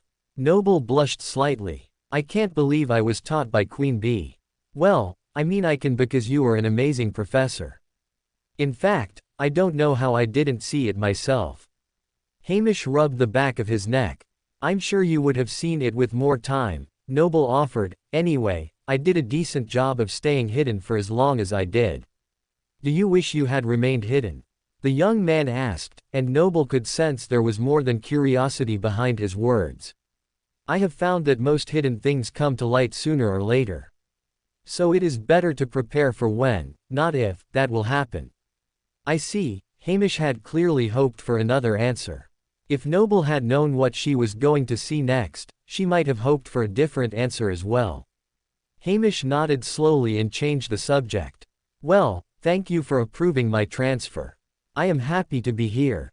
I've always wanted to be part of starting something new. I only wish I had gotten here sooner. So much of the work is already done. In the months since Noble returned from Crestfall, the broken city had undergone a transformation. More buildings were being constructed and people were beginning to reside above the surface on a permanent basis. Noble had helped with the efforts when she could, but she had remained in the real world with her family more than tended the citadel. That made the progress more striking each time she returned. Today was no exception. The wall wrapped about 3/4 of the open countryside, reaching around 3 meters tall. While it was not large enough to defend against a truly harrowing nightmare creature, it was much better than having no protection at all. It is being built quickly, Noble chewed her lip. The last time Noble had gotten a close look at the wall, it had barely been half done. Had she really been gone that long? No, she had checked it last week. Something had contributed to the sudden increase in productivity. Master Noble. A cheery voice called as she and Hamish drew near. I am so glad I found you. It is good to see you, awakened Venster. We were just marveling at how much work had been accomplished on the wall. Noble shook the man's hand when he came in range. Isn't it amazing? We've had some unexpected help. Come look at the new part of the wall and see how pretty it is. Venster waved them forward excitedly. Pretty. Walls are called many things, but pretty isn't usually one of them. But as she got closer to the new section of the wall, Noble quickly discovered what he meant. Whoa! Hamish touched the stone. Dozens of large boulders had been melded together to make a single pristine surface. It was like someone had crafted a 3-meter statue out of marble that was many kilometers long. But that is not what caught Noble's attention. Pink. Noble's heart flew into her throat. She wasn't imagining it. The shimmering stone had rose-colored marbling laced throughout the structure. Isn't it beautiful? Venster ran his hand along the wall as if it were the hood of a brand new PTV. I've never seen anything like it, Hamish whistled softly. I'd like to see a fallen tyrant try to break through that. Agreed. Venster nodded. Ascended Noble. It is certainly something. The master finally found a way to force the words out of her throat. How did you accomplish such impressive craftsmanship in so short of a time? We have had help from a most unexpected place, but help is help. I will not take a gift for granted. Unexpected place. Noble wanted to let the matter go. She had attempted to keep her mouth closed and to assume that the pink marbling was just a coincidence. But the words came out anyway. Yes. An awakened heard we were building a wall and offered assistance. She is a stone shaper. Can you believe our luck? The amiable project manager clapped his hands. I didn't know the government had someone so adept at building walls. Noble hid her mixed feelings behind a polite smile. Venster coughed. Oh, awakened Harlow isn't a government agent. She's a vassal of Clan Valor. You don't find her wanting to be so close to Song territory a little strange? Noble furrowed her brow. The word she had wanted to use was suspicious, but she wasn't sure how acquainted Fallen was with the situation with the great clans. She didn't want to let something slip accidentally. It would be very easy for the Harlow to pretend to leave and then head across the country to spy using the government as a cover. Venster shrugged. Awakened Harlow has been a liaison to the government for as long as I've been working for the boss. We made sure to always have a government awakened stay with her in case she needs anything though, so she is never alone. That's good at least. Noble tried to calm her nerves before her next question. Is awakened Harlow here right now? Is awakened Harlow here? Venster yelled to a man at the top of the wall. You are talking to me, mister.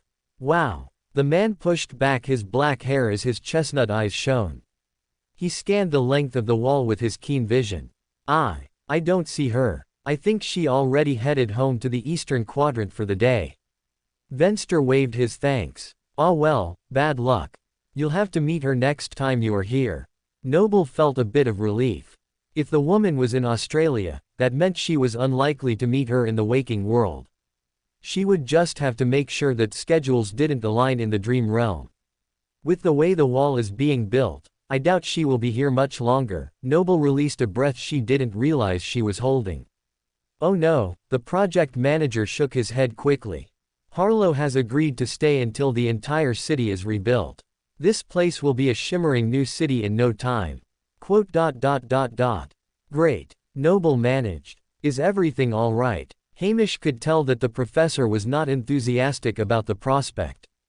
Mr. Venster. Look, Mr. Wow. The man at the top of the wall was pointing toward the palace. The other three squinted to see. What is it? The project manager finally asked. The man's brown eyes grew unnaturally large and he focused on what he saw. I know it sounds crazy, but Saint Soul Reaper is here. What? Noble wasn't sure she heard correctly. Jet is here. Already. Venster straightened his armor. She is early. But the strongest reaction came from Hamish. Noble could feel his heart close to exploding. What? Saint Jet is here, inside Crestfall, right now. The professor sent the young man a dose of calm to keep him from passing out. A little ahead of schedule, but yes, Venster rubbed the back of his neck. Can I meet her? Hamish asked, his eyes growing wide. If Master Noble allows you to accompany her, it is fine with me. Venster deferred to the professor. I'm not sure your heart can take it, Hamish. Noble hid her smirk. No, I will be fine. The red-headed young man crossed his finger across his chest. I don't mind, only I am confused about why I would need to meet with Saint Jet. Did Fort ask her to come by? Noble furrowed her brow. That would be a long way for a social call. Venster scratched his chin. No, the Chancellor and Saint Cor requested that she come. Is there something you forgot to tell me? Noble had no idea that the venerated saint was coming. Why would she need to come to Crestfall? Venster's amiable smile faded. Ah, well, that was the real reason I had come to find you when I got distracted by the wall. The orders have officially gone through for a saint to reside over Crestfall. Noble blinked. And by a saint you mean? The project manager lit up. That's right. Saint Jet is going to claim the Citadel. Venster continued with his thought. I know it was short notice, but from what I understand it was decided just this morning. When Fort couldn't get a hold of you, he realized you were in the dream realm, and I was sent to deliver the news. I hope it doesn't come as too much of a shock. It's no shock at all, just sudden. Noble had known that it would eventually be claimed. The recent transcendence of 3 government saints had made her wonder if one would be assigned to Crestfall. It seemed her hunch was correct. Saint Jet, interesting. Well, we better not keep our saint waiting. Noble turned her attention to the 3rd member of the group. You may join us if you like, awakened Hamish. The red-headed young man seemed to lose the ability to speak momentarily, but he managed a nod. He must really appreciate her a lot. It made sense. Saint Soul Reaper was one of the government's biggest heroes alongside Saint Raised by Wolves and Saint Nightingale. There had been other notable warriors as well, but none of them immediately came to mind. Jet was even declared dead only to come back stronger than ever. Soul Reaper had already garnered a lot of respect from Noble from the first time they met, and her recent exploits had only heightened that esteem. I am looking forward to seeing her again, the professor spoke her thought aloud. You've met her before. Hamish found his voice as they made their way toward the palace. I saw her briefly before she left on the southern campaign. If she remembers me, it would be due to my husband, Fort. Noble recalled how the woman had once saved her husband's life. How many more had she saved by going to Antarctica and facing off against untold horrors? The men fell into a steady jog while Noble floated along beside them. They fell into a comfortable silence as they drew closer to the stained glass window. Thankfully, Noble had found someone to complete the artwork with the piece of glass from her former room. Now the waving flowers looked alive once again, resembling the world that the plane once was. It would be nice if they looked like that again. It was one of the few things Noble liked about the nightmare. She had found nowhere in either the dream realm or the waking world that had beautiful endless fields like that anymore. The few places of green that did exist were usually perilous or closely guarded. With a soft sigh, Noble pressed forward until they had reached the doors to the palace. They were open, allowing in the late morning air and sunshine. Inside, a woman with raven black hair was standing and studying a strange sculpture by the gateway. Her icy blue eyes contemplated the belated addition to the front hall. Beside the gateway, an ancient sword had been thrust into the marble floor and was standing proudly with a silver radiance. The stone had not only split but formed around the tip of the sword to hold it in place forever, or at least until the palace fell a second time. Seeing the trio heading towards her, Jet gave a half smile. It looks like the welcome party has arrived. Saint Jet, Venster dipped his head. I am Chancellor Gui's assistant, awakened Venster. He motioned to the floating woman beside him. You remember Master Noble? Indeed, I do. Quite a name you have been making for yourself lately. Jet raised one eyebrow at the other lady. Is she talking about my ascension, being Queen Bee, or something else entirely? Noble wondered. Unlike most people, Jet's emotions were very hard to read. They were both there and not there, giving Noble an incomplete picture. Quite a compliment from one of the world's newest saints. It is good to see you. The professor accepted Jet's handshake gladly. This is one of my former students, awakened Hamish. Noble wondered if the young man would be able to speak after his previous vocal paralysis. To her surprise, Hamish bowed elegantly. It is my honor, Saint Jet. Jet's smile grew a little wider. Are you sure you aren't a knight of valor? Chuckling softly, her head tilted toward the sword by the gateway. Speaking of knights, if I pull it out, does that make me the ruler of England? Only if your name is Arthur, if my memory serves me correctly. Noble remembered the king of the ancient legend. You know your history. Jet's smile faded as her clear blue eyes clouded for a moment. I didn't used to care about the past, but someone along the way gave me an appreciation for it. Ah, well, the history behind that sword is very tragic but no less noble. It belonged to the real-life version of someone I knew in the nightmare. My cohort members and I found the sword and placed it there as a memorial. Jet looked at the weapon with new respect. It's nice that you found a way to honor him. Noble wondered how long it would be before a memorial to those who died in the Southern Campaign would be built. With the way things were moving, it would be quite some time. Feel free to use it as your own place of remembrance as well. Noble offered. Thanks, but I like learning about the past, not reliving it. Jet's smile became strained. Noble had no response to that. People each had their own way of coping. Either way, welcome to Crestfall. I assume I was called to tell you more about the Citadel. I can do that now or after you claim it if you prefer. Jet could have already put her mark and taken possession of the gateway, but Noble sensed that it had not yet been done. She must have been waiting for them to make the transfer official. I will learn as I go for however long I'm here. The old man will tell you that I prefer on-the-job training. For as long as she is here. Does she not plan on staying? Noble's face betrayed her thoughts, because Jet nodded slowly. The landscape of the dream realm is changing quickly and the government is going to need to keep up. I will go wherever I am needed to help humanity's cause, so my stay may not be permanent. It made sense, and Noble could not fault her logic. In the dream realm, it was important to be flexible. For Jet, that flexibility included her home citadel. We are glad to have you for however long you are here. The professor floated backwards to give her space and the two men followed suit. Jet cracked her knuckles, and for a moment, Noble thought she might destroy the gateway instead of tether herself to it. But then Jet laid her hand on the gateway. Seconds passed, and nothing seemed to happen. But then, Noble felt a subtle pull within herself as the air around her shifted. Before, she and Sarai were the closest thing the gateway had to a champion. But not anymore. Now, Saint Jet was the master of Crestfall. Noble exhaled. It felt like a burden was lifted from her. Jet hadn't asked for anything, merely offered to take the mantle of responsibility with no questions asked. Yet Noble couldn't shake the feeling that all the change meant was that she would find another mantle to take on. And that thought worried her.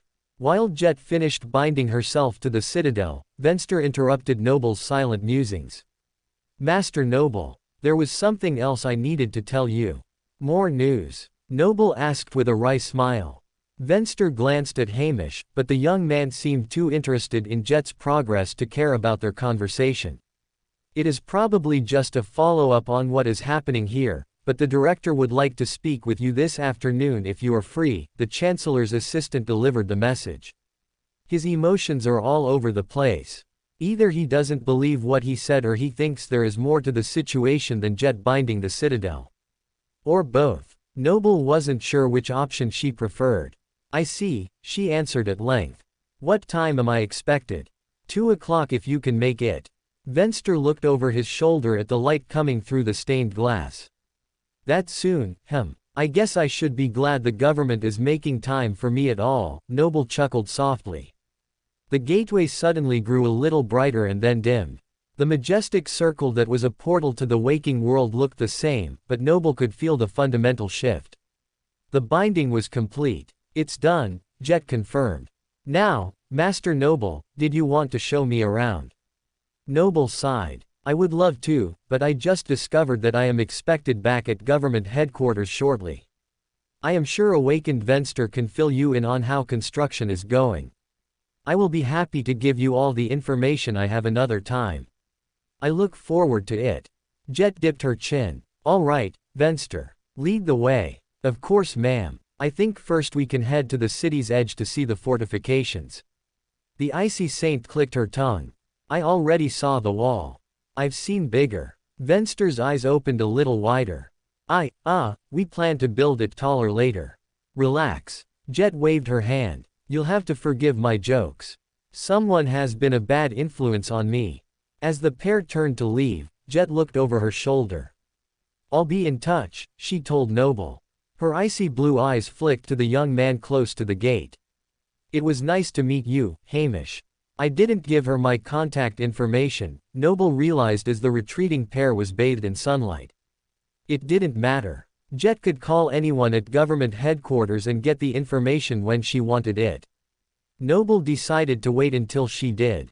I have to be on my way anyway if I want to get to this mysterious meeting. At least I know I didn't do anything wrong this time.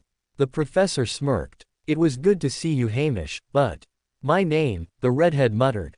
What about it? Noble wondered if she had accidentally called him the wrong one, but she was sure she hadn't. Saint Jet. She said my name. Hamish had held himself admirably in the presence of the fearsome woman, but now he looked like he might come undone.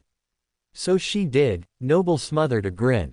Will wonders never cease? The sarcastic comment was lost on the redhead as he wore a goofy grin. Wait until I tell Catfine. That moment may come sooner than you think. Noble felt the emotional signature before the woman appeared. A beautiful brunette was suddenly in the palace with the other two. She looked startled for a moment. Professor Noble. Hamish, were you waiting for me? She asked, confused. The two women embraced. Noble shook her head. Sadly, I was on my way out and was about to say goodbye to Hamish. But I heard you were almost home. We should get together in the waking world when you return to the NQSC. That's why I am here, actually. We are making landfall in around 8 hours and they need Hamish's particular skills for one of the final tasks on board. Kat gave the man a significant look. Oh, Hamish gasped. I didn't realize we were so close to shore. Well, we are and you better get going. Kat rolled her eyes. The faster you help get things settled and we get in port, the faster I can see my brother. I will see you both soon. Noble could tell the conversation was not meant for her ears.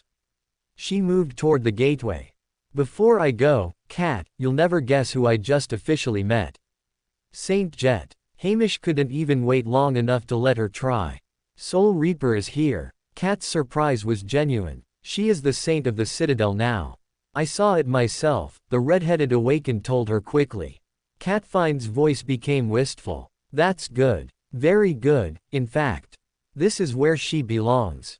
What is that supposed to mean? Noble had meant to ask the question out loud, but her hand had come to touch the gate at the exact moment the younger woman had finished speaking. Arg. I hate vague, slightly ominous statements. Haven't I had enough of those in my life? Noble inhaled sharply through her nose as she found herself in her dojo. At least this time she could send Catfine a message and expect her to respond and not block her. Unfortunately, she wouldn't hear back from her former student until Kat's time in the dream realm was through. So Noble sent off the question on her communicator and then pushed the thought far from her mind. Another image immediately took its place. That pink stone. It looked identical to the piece on her desk. It was too much of a coincidence. They have to be made by the same person. Which meant, I will talk with Fort about it later.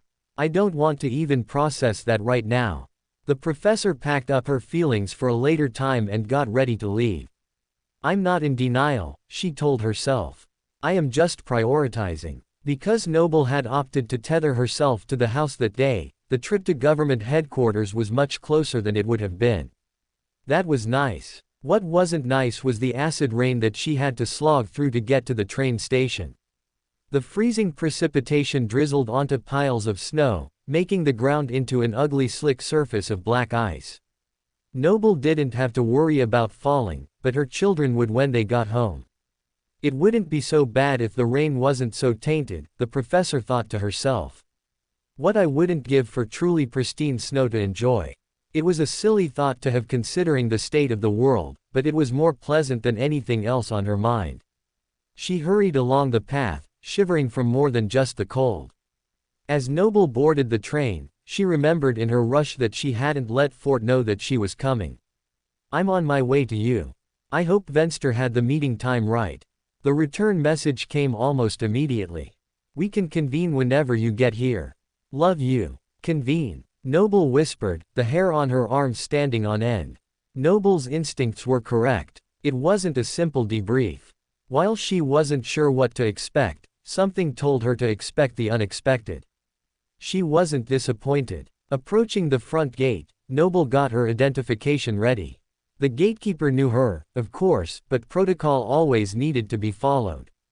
After shaking the frozen rain from her umbrella, Noble thrust the documentation into the booth.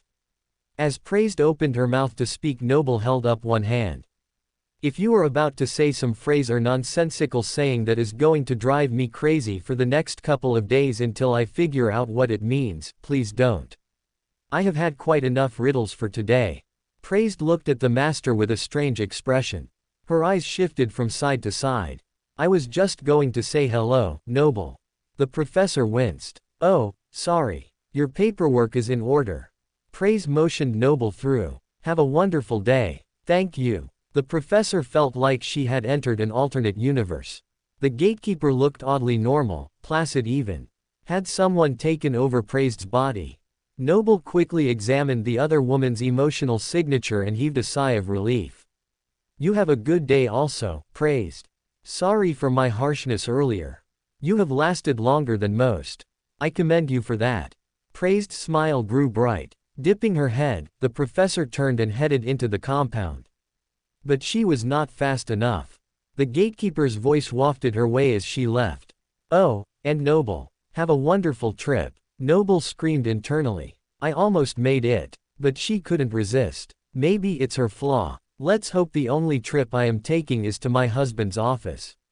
Crossing the grounds with unusual haste, Noble almost missed pausing to look up at her father's statue. The rain had ceased when Noble left the gatehouse, and a coat of half-frozen snow partially obscured his face. This will not do, the professor shook her head. Silently Noble called forth a memory and floated it to the statue's head. Sorry, she whispered as the small hammer tapped against the ice. It took 6 such taps before the frozen water cracked and gave way, revealing the handsome visage of Director Lance underneath. Noble was relieved to see her gentle hits had not damaged the metal. Much better, she nodded with approval. Blowing the memorial of her father a kiss, Noble turned and headed into the building. Fort's office as director was on an even higher floor, being only one below the chancellor's. Probably because it makes meeting easier, Noble reasoned.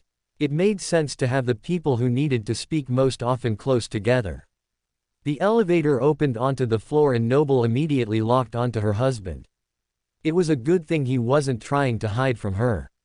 He was waiting in his office. She knocked lightly on the door before entering. Teddy was sitting up alertly with her hands folded neatly on the table. Hello Master Ma'am, the assistant waved. Creative nickname. Noble grinned at the younger woman. It is always good to see you, Teddy. I'm here because my husband wanted to speak with me. Teddy nodded. I'll let the boss man know you are here, one moment. Teddy spun in her chair and deftly rolled across the tiled floor before knocking on the door to her left. Coming. Fort called. Teddy opened the door. I don't need to come in, I was just trying to let you know that Mrs. Boss is here. Fort rushed toward the door and pulled it closed behind him. I didn't say come in. I said I was coming.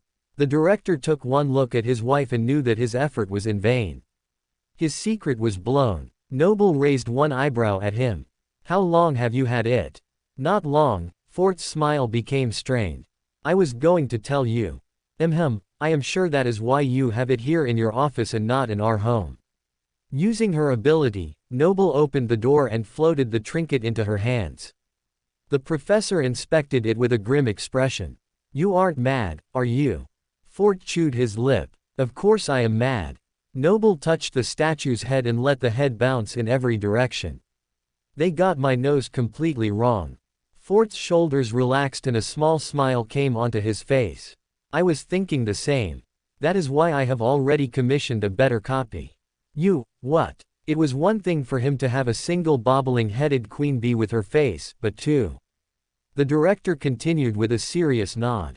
The merchandiser is particularly excited about the Helios figurine to accompany it. Every child will want one. Noble rubbed her forehead. Her husband has well and truly gone insane. Did you send for me just to propose Queen Bee merchandise? Oh. Fort's sudden enthusiasm drained as quickly as it came. His face became serious. No, that's not why we are here. Teddy. The director turned his head slightly. The younger woman had made her way back to her desk. I already notified the others. They should be convening across the hall. Convening. There was that word again. This isn't about Crestfall, is it? Noble felt her husband's emotions register slight surprise before he shook his head. No. Is it about Master Yash? No. Ford rubbed the back of his neck. But I do have news on that front. Master Yash's credentials were used to gain access to the archive's files. Those are harder to fake than his appearance. He really was there. That's a shame. Noble pursed her lips. I hope I never see him again. The professor felt for him inside the government building. Her body relaxed when she could not find the enraged emotional signature that she would never forget. It's unlikely that you will see him, at least in the waking world. Yash is no longer in the NQSC. He has decided to move to the Eastern Quadrant. Australia, I believe. What? He's gone. Noble pinched her nose. Did he decide that, or did Saint Cor? I think he in Wake of Ruin had a small falling out over it. But Yash was very insistent. I see. Noble chewed the inside of her cheek. It was a load off her mind to know the man was far away from her and her children. But then a second thought struck her. That's 2 evil people I've heard about heading to Eastern Quadrant in one day. I know it's a big place, but what are the odds of that? It was a strange coincidence. If you didn't bring me here for Yash or Crestfall, why am I here? Noble searched her husband's face for the answer. He looked away. We need to get going. The sooner we get there, the quicker all will be explained. Fort took the figurine from Noble's hand and placed it on the edge of Teddy's desk. Take care of her. Absolutely. Teddy dragged the piece to the center of her workspace. You can count on me. I will guard it with my life. Maybe don't go that far. Fort smiled slightly. We will be back later. Fort pulled his wife into the hall and glanced at the other door on the opposite side of the hall. Noble tried to sense who was inside, but her powers were blocked either by a memory or powerful spelltech. Noble furrowed her brow. What exactly have you gotten me into? Fort squeezed her hand. Nothing is set in stone yet. All I ask is that you keep an open mind. You are scaring me. Noble's eyes swirled. What would be so serious that Fort would make such a strange request? These days, Noble held most things loosely, only clinging to the few things that mattered. Afraid. You. I didn't think that was possible anymore. Fort turned up a corner of his mouth. You are the bravest person I know. Am I going to need that bravery for this conversation? Noble asked seriously. The director hesitated. Yes. Taking a deep breath, Noble forced a smile. Well, as long as it isn't a cockroach on the other side of that door, I think I will be able to handle it. There will be no insects today, Fort assured her. The director knocked lightly and Noble felt her sense return, the protective shield lowered. An awakened answered the door and, upon seeing the director, let the couple enter. Inside, Noble quickly realized that there was something that gave her more fear than insects or even psychopathic manifestations of the spell. Inside the room were her mother and Chancellor Gui. And by the looks on their faces, they did not have good news. For more thrilling fanfiction stories like this, check out my channel Fanfic Audiobook. Dive into epic adventures, mysterious realms, and legendary journeys brought to life through immersive storytelling. Don't forget to like, share, and subscribe for more amazing audiobooks.